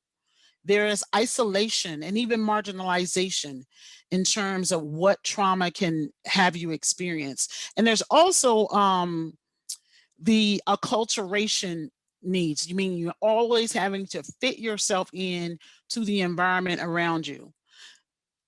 Someone in the comments wrote earlier that they went to a pool and they were the only white person there. And I just wanted to flip that switch for a second to sort of denote that most Black people are in that situation each and every day. So this is Dr. Hardy's formulation that he talked about earlier, and you will get a copy of these slides. Is that these wounds mean that Black people internally devalue themselves, and that devaluation results in a sense of self that is compromised or assaulted. There is this voicelessness, this silencing that racial trauma brings, that we are stifled in terms of giving it voice. And that is internalized in this slow burn of rage. And finally, Dr. Hardy illustrates a case in one of his papers where he talks about this boy who just basically said he was invisible and who felt like a nobody and felt like that no one should be concerned with him. And so that racial trauma had him feeling like a non-entity. So we're missing these invisible wounds as therapists. The conventional approaches that we've been taught don't adequately incorporate or take into account these wounds, these racial trauma. Now, it's salient, this diagnoses, affect disorders, substance misuse, they're all important, but they don't hit at the fact that trauma underlies them. So to work with youth and adults of color, we have to understand, we have to be active in addressing and ultimately try to heal racial wounds. I wanted to sort of give you an illustration about what Black people go through internally on a day-to-day basis. You might have to turn your sound up to hear. citizen. It's not like I can mute my actual physical Blackness, right? So I just assume that people see a particular thing when they see the color of my skin. So everything else has to be like perfect and clean and as blended in as possible. It's really just an arsenal of different masks, you know? And it happens every time I leave my house. When I leave my house, regardless of where I'm going, I'm just leaving my house. Just walking out the door. I'm not walking out the door thinking, what kind of hurdle am I going to run into today? What kind of way am I going to be judged? I walk out a free man. I just do my thing.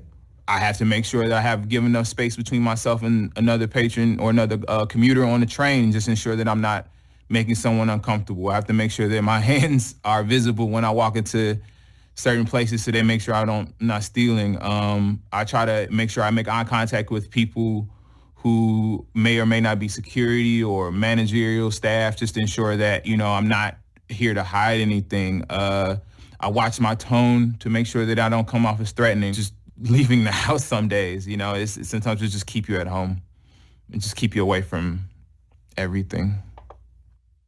For more than 50 years, equal treatment has been the law.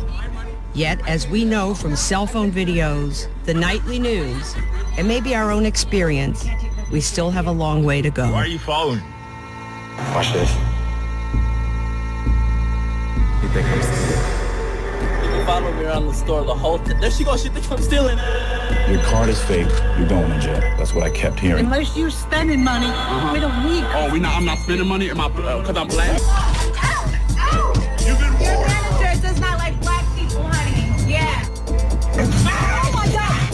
No, this is wrong. Oh my God! Yeah. We just need to recognize that Black people are navigating the public space differently than white people, that women are navigating the public space differently than men, and not use the shortcut that has been wired into your brain because of the society that we live in, that tells you when you see me, you should be nervous or you should be worried. It brought me such despair to the day I recognized I had to explain this to my son, that he was gonna, that this muddy river of racism, he was still gonna have to walk through it. We hadn't dammed it, we hadn't dried it up. It was still there for him to go through. And I've got to somehow try to tell him, okay, off you go. The society I want to see is I want to be able to walk out the house just as free feeling as that white guy who said he doesn't worry about a thing when he walks out the door. I want to have that same expectation. Today, discrimination is against the law. It's the people and the systems that support our communities that must follow suit. Citizen. It's not like I can Okay. mute my All right, I'm gonna actual... go on. Sorry for the technical difficulty. So the ways that race trauma versus typical trauma has presented itself as an issue, in my view, is that the conventional trauma models don't adequately encompass race. So diagnostically, race trauma doesn't often fit into the DSM-5 definition of post-traumatic stress, even when it's present, and it really is undermining functioning. In conventional trauma models, processing the trauma and coping with the trauma are the cornerstones. With race trauma, those two things are also present, but the pushback, the push toward justice, the seeking redress, and fighting for one's rights are part of race trauma models, but not typically a part of conventional trauma models. Literature that's been coming out about historical or colonization-based trauma is that this continuous generational and ongoing struggles to emerge from oppression, it challenges this conventional wisdom about trauma. Similar to colonization-based models, liberation-based approaches involve justice, fighting for one's right. Just merely coping is not sufficient. So there was this big fight. I'm sorry, Dr. Hardy didn't talk about this. There was this big fight about whether to include race trauma from the DSM-4 revised to the DSM-5. And in previous iterations, Dr. Hardy was actually kicked out of the DSM committees for pushing this. But the DSM-5 criteria is that you must directly experience or witness an event to be diagnosed with post-traumatic stress. And so many discriminatory racial encounters, or DREs, they don't end up meeting that criteria, even though they might cause the person to experience pretty debilitating problems. Studies found that both direct and indirect causes have been associated with racial trauma, but like anger, over identification, emotional suppression or avoidance. So all of those things are associated with racial trauma, but they are not adequately encompassed in the DSM-5. So race-based trauma also present a variety of symptoms of emotional pain and psychological pain, but they also include subjective experiences and perceptions of the experiences. And the DSM-5 also, in their criteria for PTSD, doesn't take into account the subjectivity and the perceptions that often accompany racial events. So it's quite clear that not all people that experience these events will suffer from trauma, but a lot of them will. And those symptoms either equal to stress or they're equal to trauma. They need to be taken seriously. And so the APA task force has agreed, and they say discrimination is a possible factor. Race does impact stressors in the lives of ethnic minorities, and that the Black children are particularly vulnerable in schools. So the question became like, why wasn't it included in the DSM-5? Even though there was substantial evidence that race trauma causes post-traumatic stress. So one of the things that limited the addition from the 4 to the 5 was that it required incidents to be physical in nature. There was this sense among colleagues of color and people who wrote on this subject that it was uncomfortable for the DSM committee, and it alleviated, not including it, alleviated responsibility toward working toward a solution. Some people thought it might dilute legitimate, quote unquote, victims of trauma. And other people feared that it would be give Black people rights under victims' rights legislature. Finally, there was a concern that if we included it in trauma, that it would sort of somehow be enmeshed with this thought of Black people's functioning being somehow disordered. So there were a variety of reasons that were sort of put forth as to why it wasn't included. So the stance after the DSM-5 to sort of add and sort of end that point is that the DSM decided that they would and the people who were wanting to offer racial trauma into the DSM-5 agree that more research would have to be done. So we talked about this earlier in the first part. Black parents have an intricate dance that they have to dance in order to raise their children to be well-adjusted and capable of dealing with racial stressors in the world. A lot of times people feel unprepared to deal with it. There is no playbook about, there might be a playbook about talking to your child about the police, but there's not a playbook to deal with your own emotions about it and how to balance that off with positive things and affirmations and proactivity with regard to race. And then a sort of explanation of it. So when we talk about race socialization, this parenting strategies, conversations that we have with our children, this is, if you do it right, it could be a protective factor. And it can help you to nullify some of the impacts on your children of racial discrimination. And so for those of you who treat children, this is important to know. And so the conversations, however, they have to be staged in a particular way. That the experts say that it should be proactive, right? So you should be having conversations with your child all the time, not just in reaction to a particular event, because you notice a lot of times when we talk to children about race reactively, it is as a result of a really horrendous event.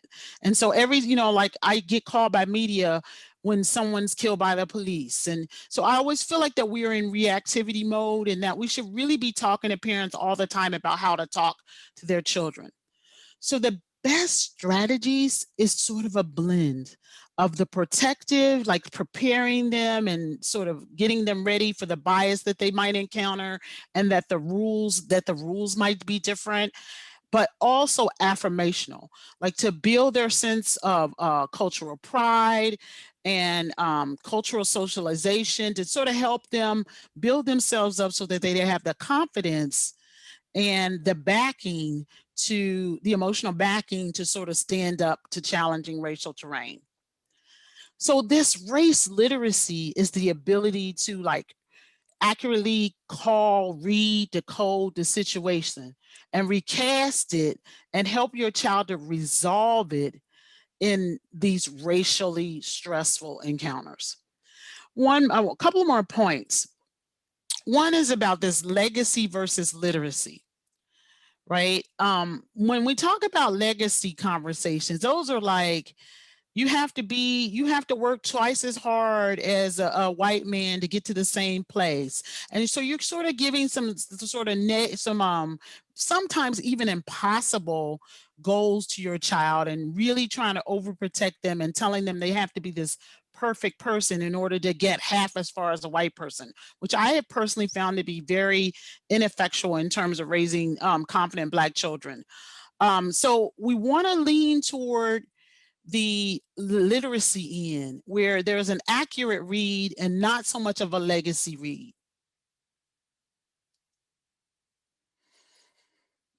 Children do better with dealing with racial events when they're positively identified with their own race and culture. I mean, that seems self-evident, but it bears repeating here.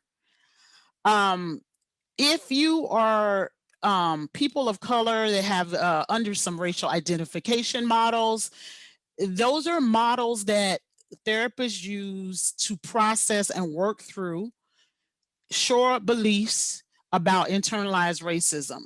And you do so in a way that's pretty direct and honest, like Dr. Hardy was conversing earlier. And what you want to do is you want to develop an awareness of racism, and you want to include in that awareness coping strategies and commitments to sort of use your lived experience to eliminate oppression, both for yourself and others.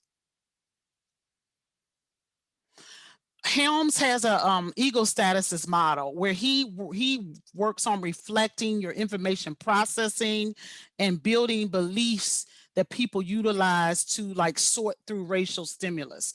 And his model has, this sense of like how the information conforms, how it's dissonant, how you can immerse yourself, resist, and ultimately internalize a more positive belief system, a more positive internal belief system. So Dr. Hardy has this model by which he treats younger people.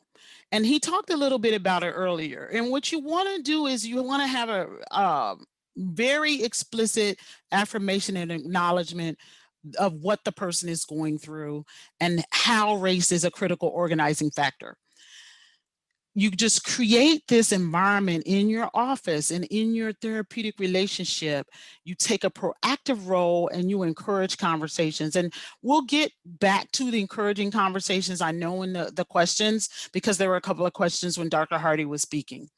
You want to invite the children to share their perspectives and their personal stories about race, enable them to feel confident in their voice and in speaking up for themselves, and also to think through racial situations critically, because sometimes, because race is sort of encompassed in all of these emotions and negative internalizations, it doesn't always permit the critical thinking that you might need in order to navigate a situation. I know that personally, a lot of times with situations that I've encountered, I had to think about the situations and think about, how, what my take on the situation was, and then later when my emotions cooled down, to let other factors come into play.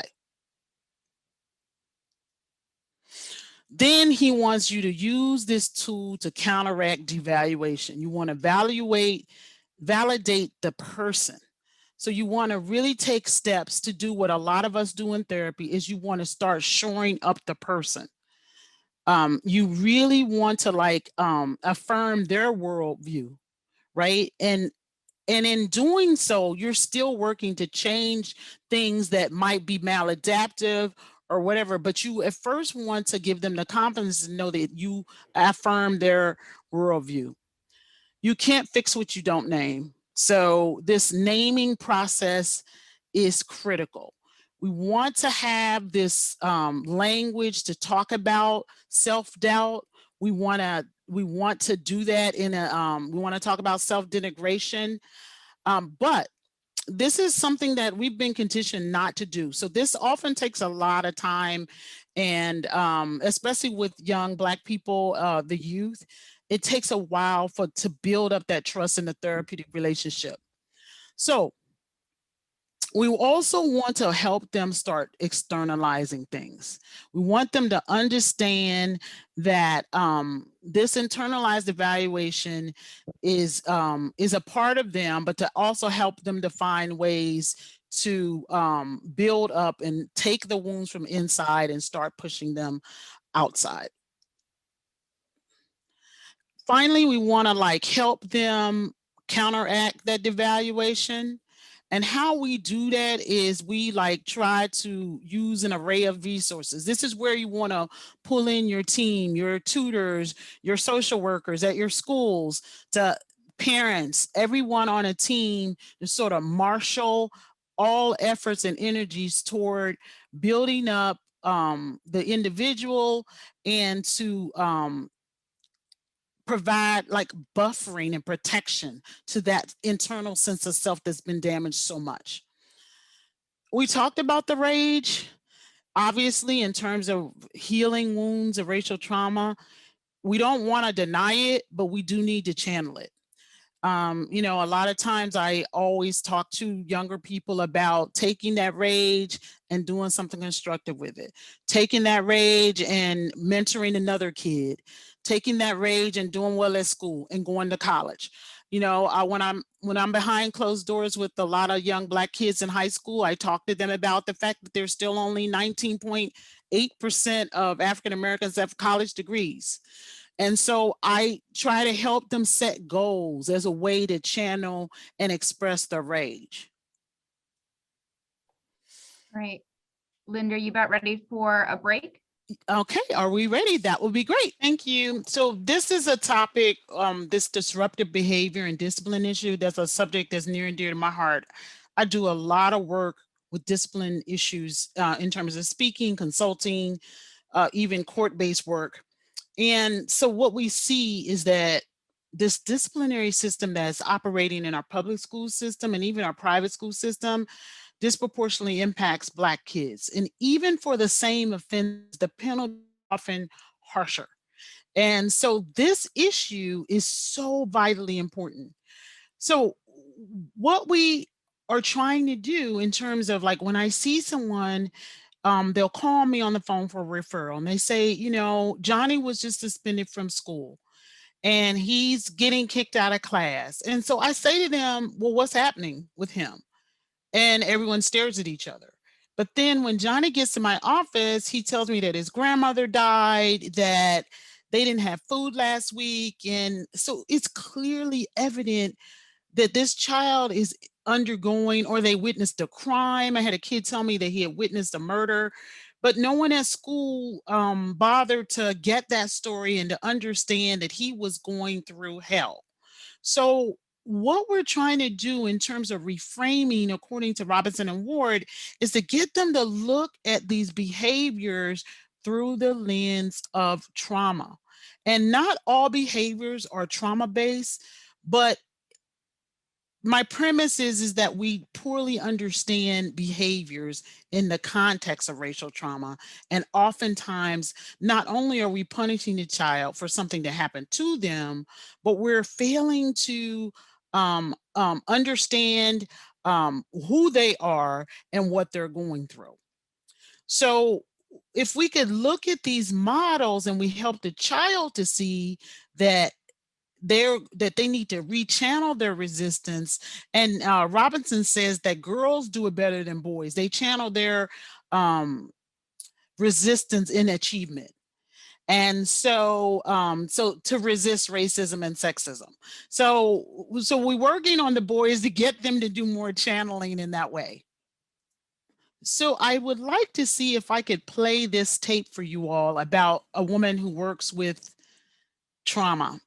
One of the clients that I think about as it relates to this freeze response is an adolescent who was adopted from East Africa, and she was adopted by a white family. They live in a predominantly white neighborhood, go to a predominantly white school, and two of the experiences that she describes as it relates to the freeze response.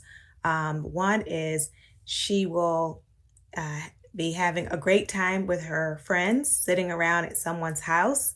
And it's happened more than once that one of the friends will drop the N-word. And she is like literally frozen in time and space, and then is silent but very angry. And then the person will notice her discomfort. And this was an amazing thing to me, I'll say generationally, because I had not heard of this, but she said, you know, they will say to her, don't I get a pass? That my other Black friend said I get a pass, meaning that somehow, like, yes, that you're cool enough, that you're connected enough, that you're allowed to say it. And so then it becomes this thing at her of like, you're supposed to give me this pass. And she says, no, right? You don't get a pass. That's not okay. And then she had the experience of, you know, her mother was telling a story and used the word. And so then, you know, the freeze response, she was in the car and her parents were driving in the front.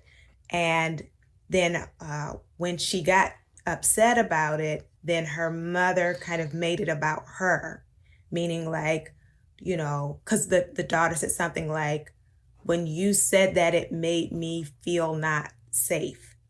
So the mother very much personalized that of like, what are you saying about me? I always try to be a good mother, you know, and I adopted you and I do various community service things for Black people, and was kind of pulling for her to take care of her.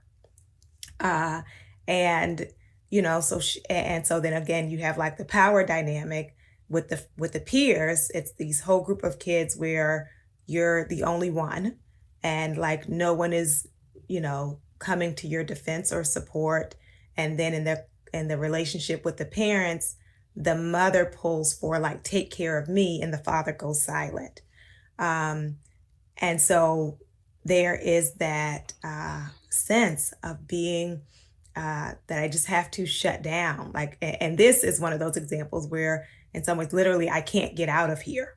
right? This is my school. This is my home. I don't have anywhere to go. And so it was interesting because actually with this particular client, she insisted to her mother that she wanted to go to therapy and that her mother needed to find a Black therapist. And so when she came in, it was all of this that she has been carrying through childhood and adolescence now as a high school teenager. And so to really first to grieve that, right? It was important for me to sit with and acknowledge with her how horrible those situations were and how it wasn't just or fair or okay that she was being put in those situations or that they were even happening. And then also to be able to give space for the layers of complicated feelings, right? Because yes, she loves her parents and she knows they love her. And also this is not okay. And even with these, quote unquote friends, although she started to try to tease out, who are the people that are my real friends? And like, what does that mean? And, we were able to, one of the differences when we deal with oppression or liberation psychology or decolonizing psychology, one of the key differences is while traditional trauma therapy focuses on coping, liberation or decolonizing therapy talks about also resistance. And so resistance meaning, how do I fight to not internalize those beliefs about myself? And also how, when it is safe, do I use my voice or my agency to speak up about these issues or to seek out community? And a part of that she did, right? And saying, I need to go talk to somebody who is gonna have compassion and support for what I'm saying. And so with both the affirmation and the grieving, but then also the mobilization around what does she want to, or what is she comfortable with saying to the friends? So now it's gotten to the point where, because unfortunately these occurrences have, continued with different people, but now she'll have a friend who, if they don't feel comfortable saying something in the moment, so sometimes they will say, they'll turn to the person and say, that's not okay, or you shouldn't say that. Or they will come to her afterwards. So she'll walk away and then a friend will come to kind of check in on her and to try to offer their support. But to figuring out how to navigate these spaces in your body and still be present with yourself so that you're not having to hold it all in. Thanks, Dr. Brian Davis. That was one of the best. She's from the National Institutes of Clinical Application and Clinical Application of Behavioral Medicine. For that very lucid discussion about how she works with her clients through the trauma. So as a field, I am sad to say that although we think that we are the arbiters of ethics and we're the arbiter of fairness and peace and love and racial equity, our history as a profession hasn't always been consistent with that. And I just want to take you briefly through this little timeline that I made up, and that this came from several sources, the APA, Dr. Augustino's, and Dr. Kirk from Georgetown, African-American therapist, who speaks on this issue. So basically, we were in the 1800s, the whole beginnings of psychology was based on basic class and race presupposition. They didn't really even address it so much as to just ignore it, with the presupposition that whiteness was at the top and it was also geared toward higher classes. After that, though, there started to be these sort of movements toward using science to denote racial differences, right? And so, and sometimes they didn't even use science, because this thing called, I don't even know if any of you have ever heard of it, trapetomania. I didn't even know how to say it, but it was conjured up by this guy, Samuel Wright. And he was hypothesizing this illness that caused enslaved Africans to free slavery, to free captivity. So he was implying that there was some sort of mental illness attached to, the need to want to not be enslaved. Sir Francis Galton, he started to publish this thing called Hereditary Genius. And even though he was one of the founding fathers, he started to, of psychology, he started and had many accomplishments. He started to really sort of try to find scientific studies to sort of legitimize racist beliefs and practices. There was this study done by C.S. Myers, and he showed that Black and Asian people were faster than white people. But, the way that he sort of spun it was that white people were more reflective, and that was a good thing. And so speed wasn't necessarily valued. So then we have these things called craniology and phrenology. And those are looking at the folds of your brain and looking at the size of your brain to sort of figure out both your personality and your intelligence. And then eugenics started to emerge, which is sort of like building these, building the best human being by putting together various combinations, and that usually included not Black people. So that movement started to emerge in the 1880s. It basically has continued up until basically the 90s, and then every now and again someone will come out with a new iteration. So this whole concept continued into the 20th century with this attempt to show that there were fundamental differences in races. And during the time of World War II, we started doing this. We started using the Stanford Binet to test intelligence, and we started in this country using it a lot with the Army, right? And so there were differences. White people scored higher than Black people, and that this was sort of used to sort of bolster this concept of racial psychology.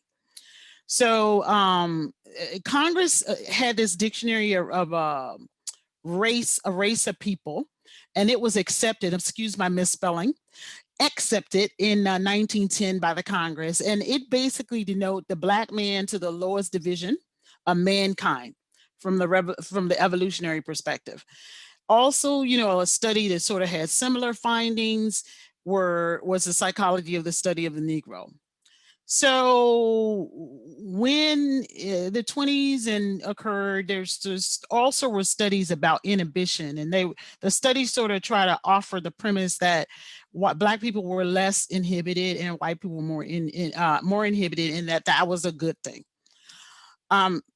But during the 20s, 30s, and so forth and so on, I have a lot of historians on the call today. And so you guys feel free to put in the chat anything that you want to do to add to this timeline. But what happened is that Black psychology started to emerge. And when Black psychology started to emerge, which is the art of defining oneself, right? The Black people started to define themselves and call this movement Black psychology, that this pushback started to occur. And then, obviously we entered the era of civil rights and quote unquote free, as Dr. Hardy says.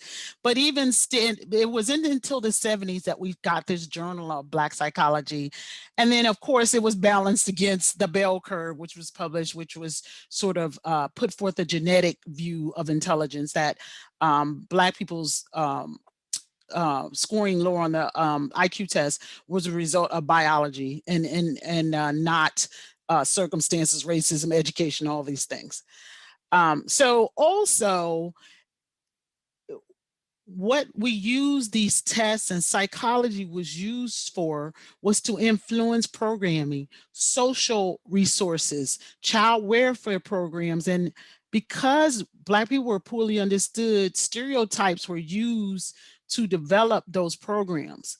And of course, trauma We're still fighting that fight. So trauma was really misunderstood.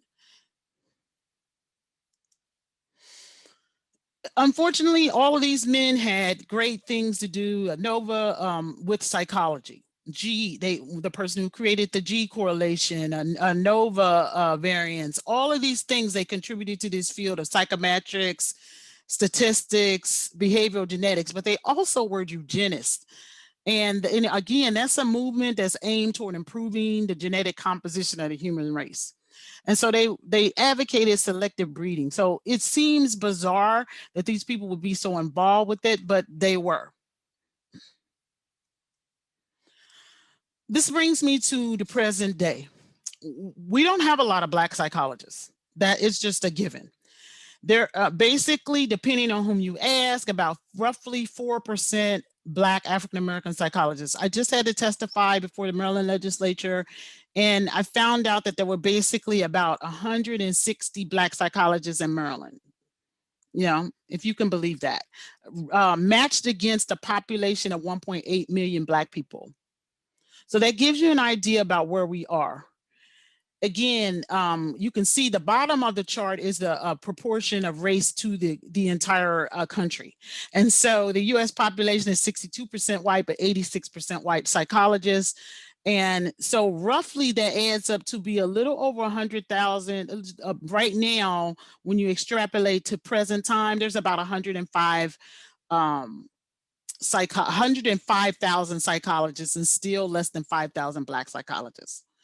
So what I'm trying to say to you is that there are not enough Black psychologists. Even if every Black person wanted a Black psychologist, there's not nearly enough Black psychologists to treat the people. And when you compare that against the demographics that say that the American population is changing, it's becoming more browner, there's a lot of cases to be made for cultural competence. One is a business case, because your proportion of white clients will be decreasing and your proportion of clients of color will be increasing. But when I entered this field from being a banking lawyer, I was so surprised at the high barriers to entry for such a field that paid relatively low salaries. First of all, and some of these impacts disproportionately impact Black students and graduate students and would-be psychologists. One is that, the admissions competitives, the number of graduate slots, and usually like at most universities with PhD programs, there's like 5 to 7 funded slots. Sometimes they have 200 and 300 applicants. I went to GW the year that I applied, there was 400 and something applicants for 25 slots. The length of academic study, you're talking between, even with a PsyD program, you're talking between 4 and up to 7 years for a PhD program. The costs, unless you get funded, everyone else has to pay basically the full price. There are also like scarcity in terms of internships. Y'all all know about the match, 5,000 people, 4,000 slots. The state-by-state licensing requirements, which recall for you to have to get licensed in individual states. Hopefully, for those of you who are Maryland psychologists on the line, we're like a governor's signature away from having PsyPAC in Maryland. So, and then there's also like supervision requirements where you have to get supervised, you have to have supervised work up to a couple of years after you start practicing, and access to adequate supervision. So all of these have some disproportionate impact with African-American psychologists, even though they may impact everyone. So this is a very high barrier to entry in profession, and absent some push to change that, it remains so. Like, they've just made the EPPP harder. So we're in many ways going against the tide right now in terms of what we need in psychologists and in terms of making the hurdles higher. So this doctor at Stanford just did this wonderful study in 2020 and he studied about research and publications about race, because one of the complaints I hear from African-American psychologists and psychologists of color is that it's very hard to get published, even when they're writing about race. So when race is discussed, the majority of the articles published in the top journals were authored and edited by white scholars. And so he says, if we're supposed to know about racial bias and how to prevent it from stratifying the world, and we're the so-called experts, then society really has a problem. So he looked at all the top tier, he looked at 26,000 top tier journals.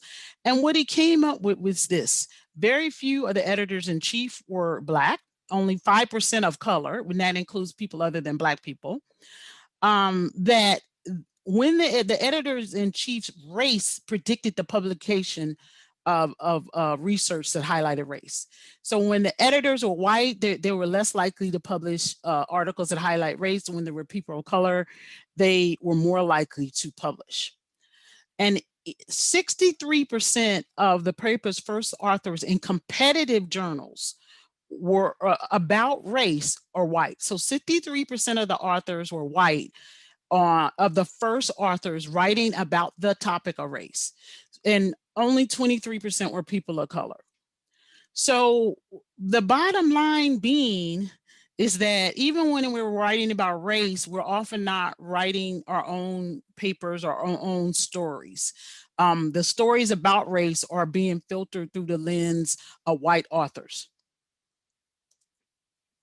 So, change is afoot, and let's hope that we can move beyond words. But the the Psychiatric Association, recently rendered an apology and is sought to make amends for racism in psychiatry.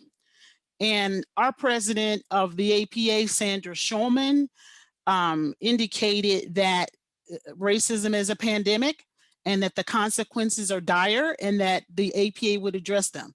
And I will say that the literature, the publications, and the offerings from APA this last year have been excellent. I have partaken of them, and let's just hope that we keep on pushing in that direction. So, clinical needs are high. I'm going to go over this really quickly, but the barriers for treatment are also high. So among Black people, is approximately 7 million people, and that's probably a low estimate, of the 13% of African Americans who need mental health care right now. And that's more than the populations, as you can see, of Chicago, Houston, and Philadelphia combined. Studies show that African Americans are more likely to report psychological stress. They're more likely to qualify as having post-traumatic stress. They record now the highest rate of depression, followed by Hispanics, and then white people. Suicide is the second leading cause of death among African Americans aged 15 to 24. Unfortunately, the suicide age for kids as young as 9 is growing exponentially in the African American community. This year for Black people is extraordinary. And I want to just take the minute to sort of recognize that. There's been a disproportionate impact of COVID. Right now, we've lost about 80,000 African Americans to COVID. And that is approximately 12 times the number of people we lost in the Vietnam War. The police killing and racial unrest, the increased focus on race and worldwide movement, the Black Lives Matter movement, the harsh rhetoric that has been directed toward African Americans, civil unrest, election anxiety, fears about COVID and the vaccine, economic losses. I read somewhere where Black women and women in general have taken the biggest hit from COVID, and the Black net worth has virtually, the gains of the last decades have virtually been wiped away by COVID. Also, vicarious trauma. Every time you look at a picture of George Floyd, every time on TV or in a magazine or on your computer screen, or Tamir Rice or Sandra Bland, there is so much vicarious trauma there. So of all and the one other thing that I want to say that's not on this slide and not so obvious maybe to the majority population is that we've also grieving the loss of rituals, because, in the African American community, there's burial rituals and things that are associated with the end of life that we've lost as have other Americans. But we've also lost a lot of our leaders. like John Lewis. So we've lost a lot of our icons this year. Katherine Johnson, who was from the movie Hidden Figures. So we've lost so much this year that it represents, in my mind, a perfect storm. Post-COVID mental illness shows that a third of Americans are reporting signs of anxiety. This is the highest that's ever been recorded in America. So all Americans are suffering, and African Americans are suffering also. Most mood disorders in the United States are untreated. The people say that up to 80% of the African American community is untreated, that there's a long time between onset and treatment. And, that grieves me so much because I see this personally in my practice. And I see someone and I'll ask the parent, how long has he been feeling that way? Well, his first grade teacher said something, and literally the kid will be 18. So I'm thinking about all the suffering, all the loss of self-esteem, all the loss of agency that's associated between that long onset and treatment, and how traumatizing that is. We still have stigmas in our community about mental illness. We have cultural barriers. The religious barriers are getting where, the church, usually people would say, just go talk to your pastor or go to church or pray. Those barriers are getting better, but they're still there. There's also what I call this Facebook facade, and it's probably in the white community too, but it's in the Black community, where people try to put up this front that everything's going well with themselves and well with their children.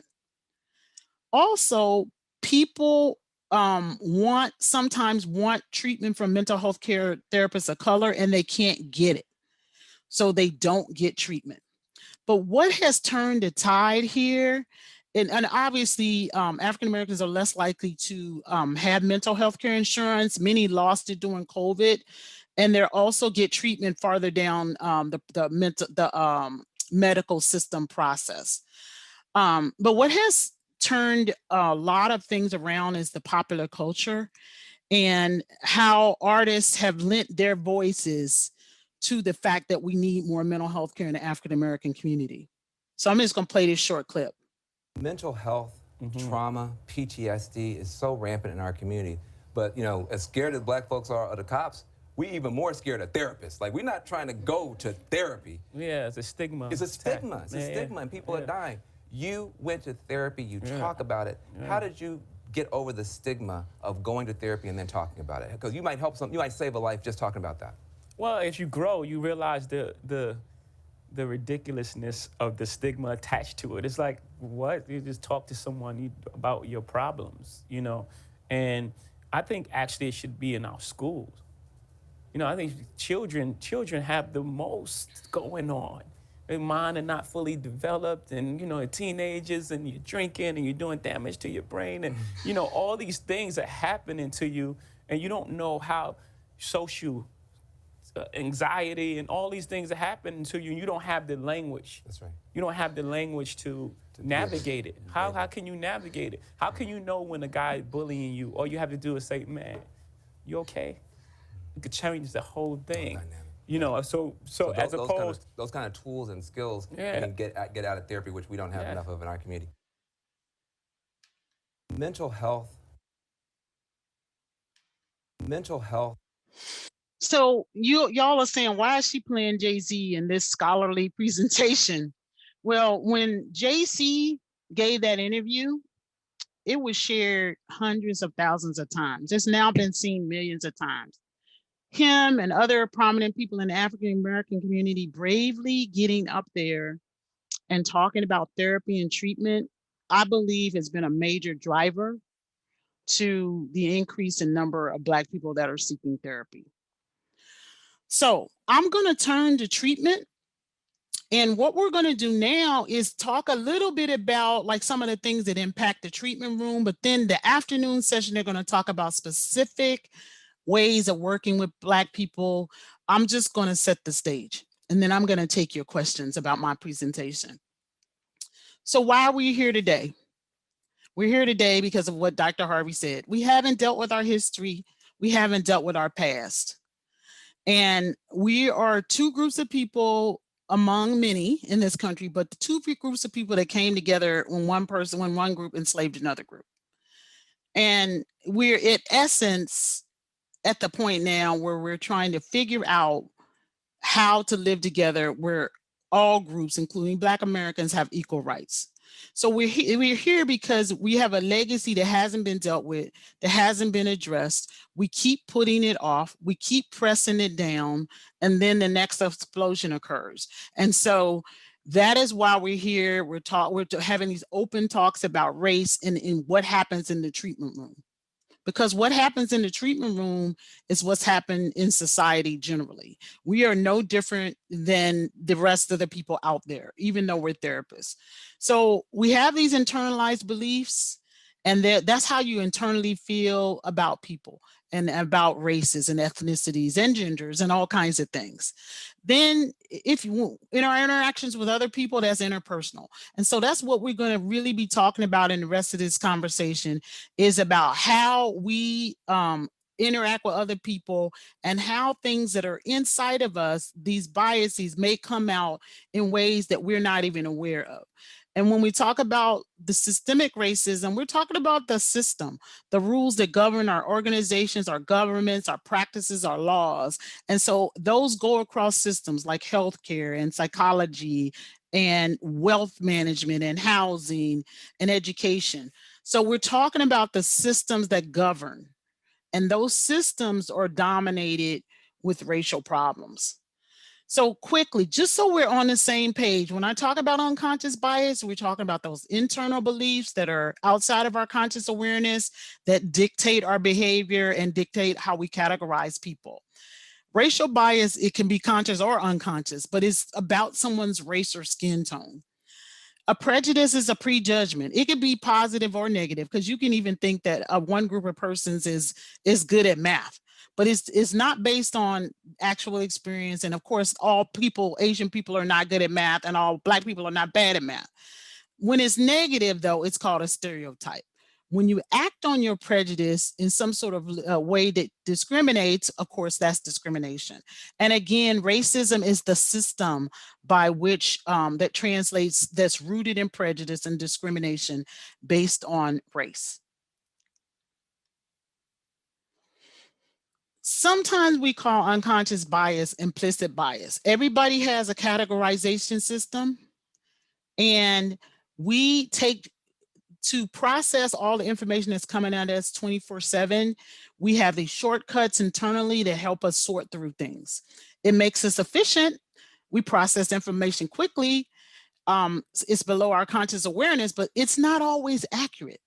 It's about what and who we see, and it tells us who's likable, who's safe, who's competent, and who isn't.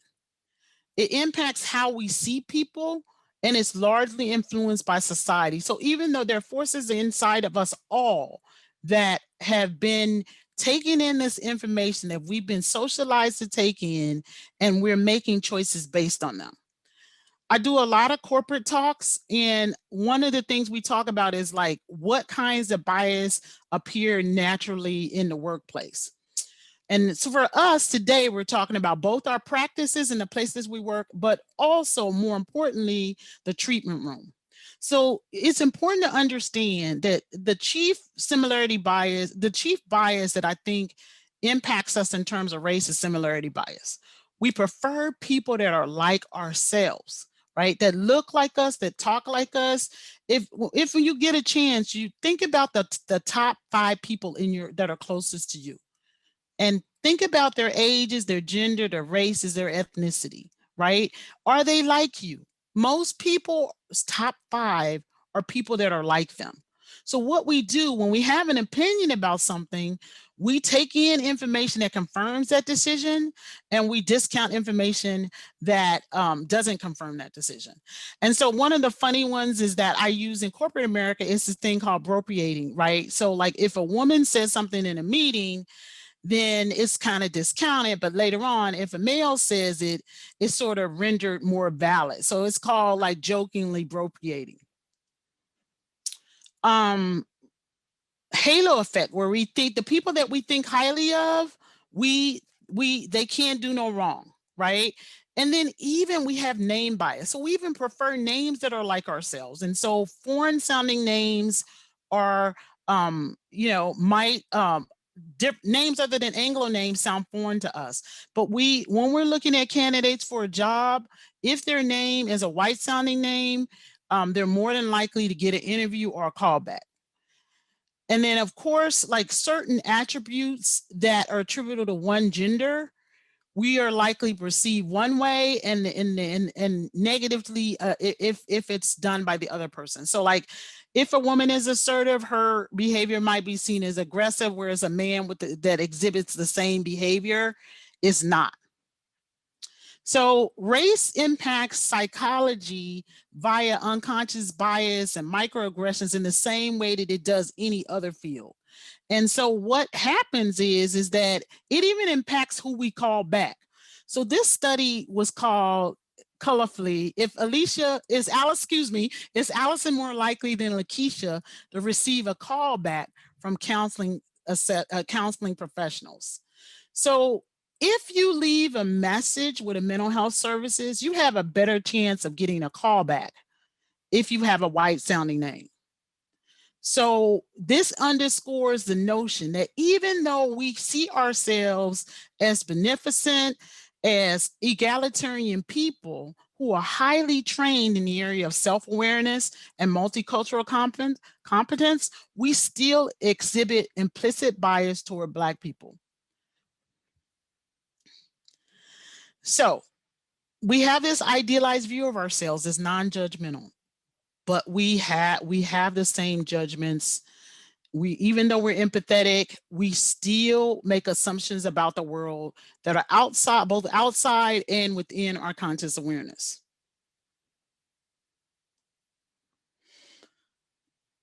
When we fail to acknowledge bias, that could lead us to have a failure of empathy, and that is not congruent with the adequate treatment of our clients. So we might fail to optimize our treatment when we fail to acknowledge those biases. So there's some key facts from studies that have been done over the years, and some of you have heard me talk about this. African-American clients are more likely to view their therapy favorably when they have an African-American therapist rather than a white therapist. This was the case regardless of whether or not race was discussed in initial sessions. They just felt like Black therapists would get them more. And when discussions of race and ethnicity were considered in treatment, minority clients were more satisfied with the treatment. So they want to talk about race. They feel like that a Black therapist will get them. They think it's going to be a shared experience and that it's going to positively impact the outcome. They think they can be more open and less explanations are necessary. So they think that we have this sort of shortcut that I can go into a therapy session with Dr. McGee and I can say that I joined the Delta Sigma Theta and that Dr. McGee will know that that's a Black sorority without me having to explain all of the Black Greek college system to a white therapist. Now, that's a fantasy that we have a shared experience. We may have some parts of our experience that are shared, but we may not. I'm from the Midwest, so I didn't grow up in an urban area. I grew up in a county that was 2% Black. So I might have this, I don't have this shared experience that my husband had, who grew up in Northeast DC. But there's the perception out there with African-American clients that I will get them more. So why are minority therapists more comfortable bringing up race? Because they have this experience. They live in this space. They think about race, and they're more likely to recognize that their client is open to and wants to discuss race.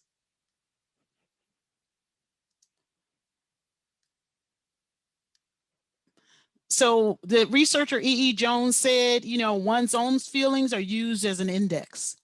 If we're too different, you cannot feel what I feel. So a shared worldview has been shown to be vitally important. So what do you do if you don't have a shared worldview, right? What do you do if you are a white therapist with a multicultural diet? Well, it is a diet. And so what happens in the treatment room is that your background and your upbringing, your trauma, your experiences on both sides meet in a therapy room. And so that's why it's so vitally important for us to discuss how unconscious bias seeps into the therapeutic relationship and how we need to discuss the subtle and even not so subtle ways they present themselves. And so we're going to take some time now to talk a little bit about microaggressions. They're commonplace, they're verbal or behavioral indignities. They can be intentional or unintentional, but they perceived as slights and insults. They accumulate and add to trauma. I've heard many people call microaggressions death by 1,000 cuts. So what are they? What are examples? You're not like the other Black people I know. Are you the new diversity hire? So those kinds of things that are said in the context of conversation at a corporate level, but if you say something in the therapeutic level that are perceived as microaggressions, that those microaggressions will undermine the therapeutic relationship. 3 kinds of microaggressions. Assault is just an explicit slur. You call someone color, you call someone Oriental. Micro insult is the other forms of rudeness, like how did you get this job? What are you doing here? Do you have a key? Do you own this house? Micro invalidations are like negating a person's reality, experience reality, who are people of color.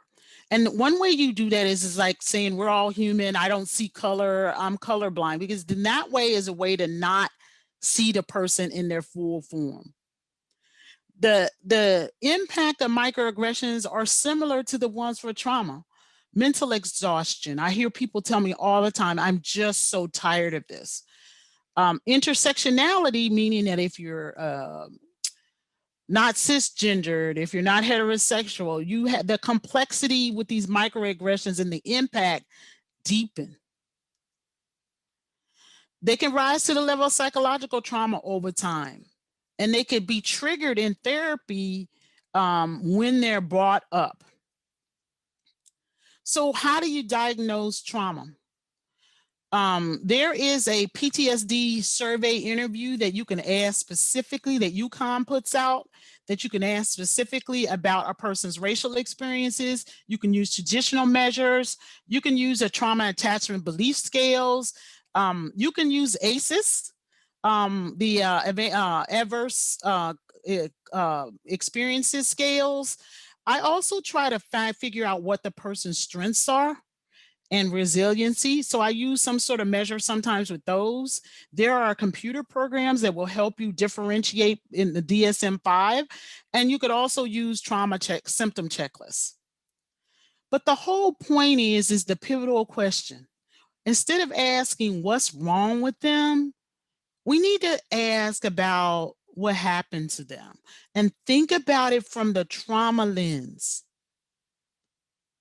Most of our developmental models don't include race. So you have to think about applying your models in a way that best encompasses inclusion of racial trauma in your analysis.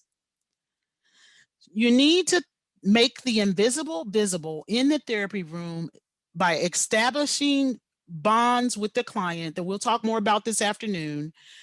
But in order to do that, in order to provide the correct services and the appropriate services, we need to look inside of ourselves. And that's people of all colors, quite frankly, because as Dr. Hardy said today, we Black people internalize certain beliefs about Black people also. So this is about the treatment of Black people in the treatment room. So some of these things are going to apply to you and some not, but you need to understand your own values, your own biases, and you can have to understand how microaggressions can come when treating an individual of color can completely undermine the treatment. You can send a message that you might not even be intending to send, but the client receives it loud and clear. And I often hear stories of like premature terminations and the people don't know. So one of the ones that we look at is that when people are asked, where are you really from? I hear that a lot. When a person says San Francisco and they may be of Asian descent, then people say, where are you really from? Well, the person was born in the United States. They're really from San Francisco. There are other questions that you can ask them, but the message that they get is that they're not American and that they're a foreigner. The ascription of intelligence. So assigning intelligence based on skin. You're a credit to your race. You're so articulate. Asking an Asian person something that has to do with mathematical calculations. So the message that's being sent is not unusual it's unusual for a person of your race to be intelligent. Color blindness, I mentioned this earlier. When I look at you, I don't see color. That's denying the person's experience and denying the individual as a racial and cultural being. Ascribing criminality. One of the ways that that's come out is if you like, I was told by this kid the other day that he saw the therapist come out and ask him, you know, whether he should, did he have an appointment? What was he doing there? Who was he seeing? And he saw other teenagers come into the office without being asked that question. In addition, asking about nefarious criminal activities, even when there's no evidence that the child is involved. So by, you know, like saying like so-and-so died, well, was he in a gang? These things sound pretty egregious and pretty like no one would ever make that mistake, but believe it or not, I hear stories about these things all the time. And the implication is that you're a criminal. Denial of individual racism. So like when people say, it's almost like a joke or a caricature now, I have Black friends, I'm not racist. Well, no one is immune to racism, even if they have friends of color. Or, you know, it's not like having one Black friend or even being married to a Black person means that you're not racist, or it means that you don't have unconscious bias. So also a microaggression that I really want to talk about here is this myth of meritocracy. You know, so it's sort of you couch language to assert that race doesn't play a role in life successes. Just the most qualified person should get the job. And so what you're doing is that you're thinking and you're assuming that people of color are giving extra unfair benefits because of their race, or even that people of color are lazy and that they don't have a work ethic. This is not one from Dr. Sue, which is what the ones that the microaggressions that I've been listing here. This is one I added. When you deny that a person belongs in a specific place, inappropriate policing and questioning, weaponizing the authority, calling someone who you don't think belongs on a property, calling the police on someone. If you agree with someone, if you disagree with someone, escalating an unescalated situation to the point where you use law enforcement. So the message is, if you disagree with me, law enforcement will come and enforce on my behalf. There's also like, there are places where you don't belong. So I had someone ask me one day, why was I at a country club? Your citizenship is superior to mine. Those are all the messages that are being sent. Other things is that we need to be aware of is like, if a person is from a culture that might be more soft-spoken, we don't want to pathologize that immediately. We want to like get to know the person in therapy as an individual, to think about the communication style, the cultural styles, and how it may be advancing their ends. We also want to think about what our office looks like. Right? If there is an office where the security is aggressive, there may not be a place where people of color sit. If you have games, if you're seeing African-American and kids of color, you want to have games and pictures and coloring books that reflect the ethnic nature of your client's base. You also, this was taken as a survey. You want to like not say you're being too sensitive about racial stuff.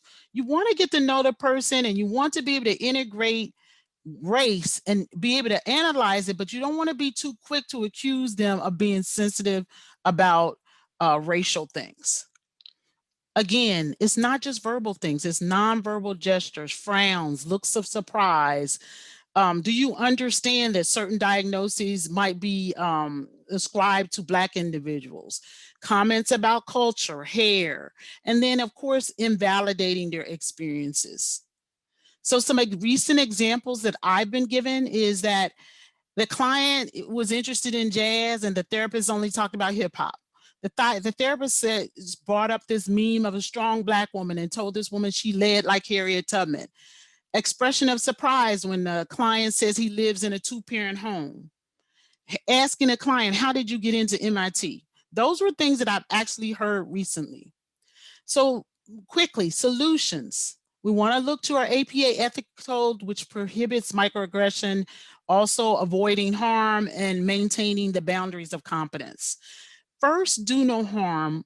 Do a lot of reading, listening, and research. Be curious, not judgmental. That's what Walt Whitman said. This UConn Racial Ethnic Stress Trauma Survey is a good tool, is a semi-structured interview to talk about clients who might be having racial entities, but it's pretty direct, and I don't think I would use it as a first session, and I think I would use it in only limited circumstances. The thing that I want to say also about solutions on this side, get supervision if you need help, but act in the best interest of your client. There are some clients that honestly we should not see because they really intersect too poorly with our own competencies and biases. And I want to just honestly say that people should consider referral if they have these feelings that they cannot serve the best interest of their client. If a diverse client asks you to share concerns, do you listen, clarify, or validate? If you said something that was inappropriate, do you address it? Do you offer us apology and attempt to correct it? You want to also validate and encourage the externalization. If there's a rupture, we want to try to fix it in the therapeutic alliance because otherwise it will be really detrimental. But what we want to do is build up the same kind of relationships we build up with anyone that are trust relationships, supportive of cultural variables. Again, the nonverbals are as important as the verbals. So my final thoughts here is that I'm going to just refer you all to look at these not races, which is what we're doing now, which is like we're not talking about things, we're sitting back and we're just letting things happen unless they impact us personally, as opposed to actively and consciously opposing racism. This is from Dr. Kende. Being an anti-racist requires persistent self-awareness, self-criticism, and regular examination. We also want to be a good ally to people that we work with. And then that involves us asking people how to be a good ally. Challenge yourself and others to think critically about race and be willing, normalize mistakes. You will make them, but don't be afraid to try, because not trying and avoiding has not served us, will not serve you or your therapeutic community. Finally, I'm going to take questions now, but I want to ask you, do you have a commitment that you want to share or that you want to make in order to shift the culture in some small way in terms of your therapeutic goals? And with that, I'm going to say thank you for listening to us today, and I'd be happy to take your questions. So there was one comment I wanted to share. It was a resource, Even the Rat Was White, A Historical View of Psychology by Robert Guthrie. Yes, I saw that. So I just wanted to share that with everybody. I read that last night. That was funny. And there was a question that was earlier that we weren't able to get to, and you might be able to say something about this. Does growing up in a racial society with racial trauma lead to a depression that's different than clinical depression? No, I mean, it has some of the same symptoms. They just look different, because the pessimism might be about your trajectory, right? If you're a Black person and you've been in a corporate setting and you're not being treated well, or you've been denied tenure, then your depression might be that you might think that you'll never get that opportunity. And I have people tell me that. So it may be, the symptoms appear the same. You may be hopeless. You might be sad, you might be dysphoric, but it's generally around the issues of doing this dance with race that every Black person has to go through. We will make sure that you've got the contact information. The slides that Dr. McGee had shared were sent to you. Linda, can you actually go back and reshare your email, your contact information? Yes. I put my hold on. It just went to one person. Yeah. Thank you for the kind comments. Again, I'm grateful. I want to just say something else. Someone was chatting me earlier, and I wanted to just say that, there's a lot of pressure being a Black person to get this right, to say the right thing, to encourage you all to enter this realm with us. So I feel that pressure, but I also want to make people feel comfortable with stepping out there. I think that comment that it's better to speak up and make a mistake versus not to say anything at all is really big.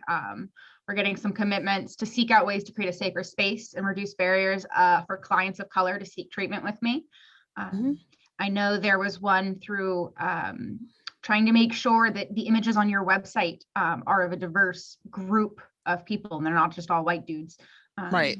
That is important. And also, if you have a therapist of color, like positioning them, not as necessarily, the trophy piece, but making sure that they're featured prominently. Prominently, respectfully, and not as a tokenized entity. Right. So lots of wonderful compliments. Thank you, everybody, for joining us. Thank you for the discussion that was held. There was a lot of very honest, very vulnerable comments that were shared.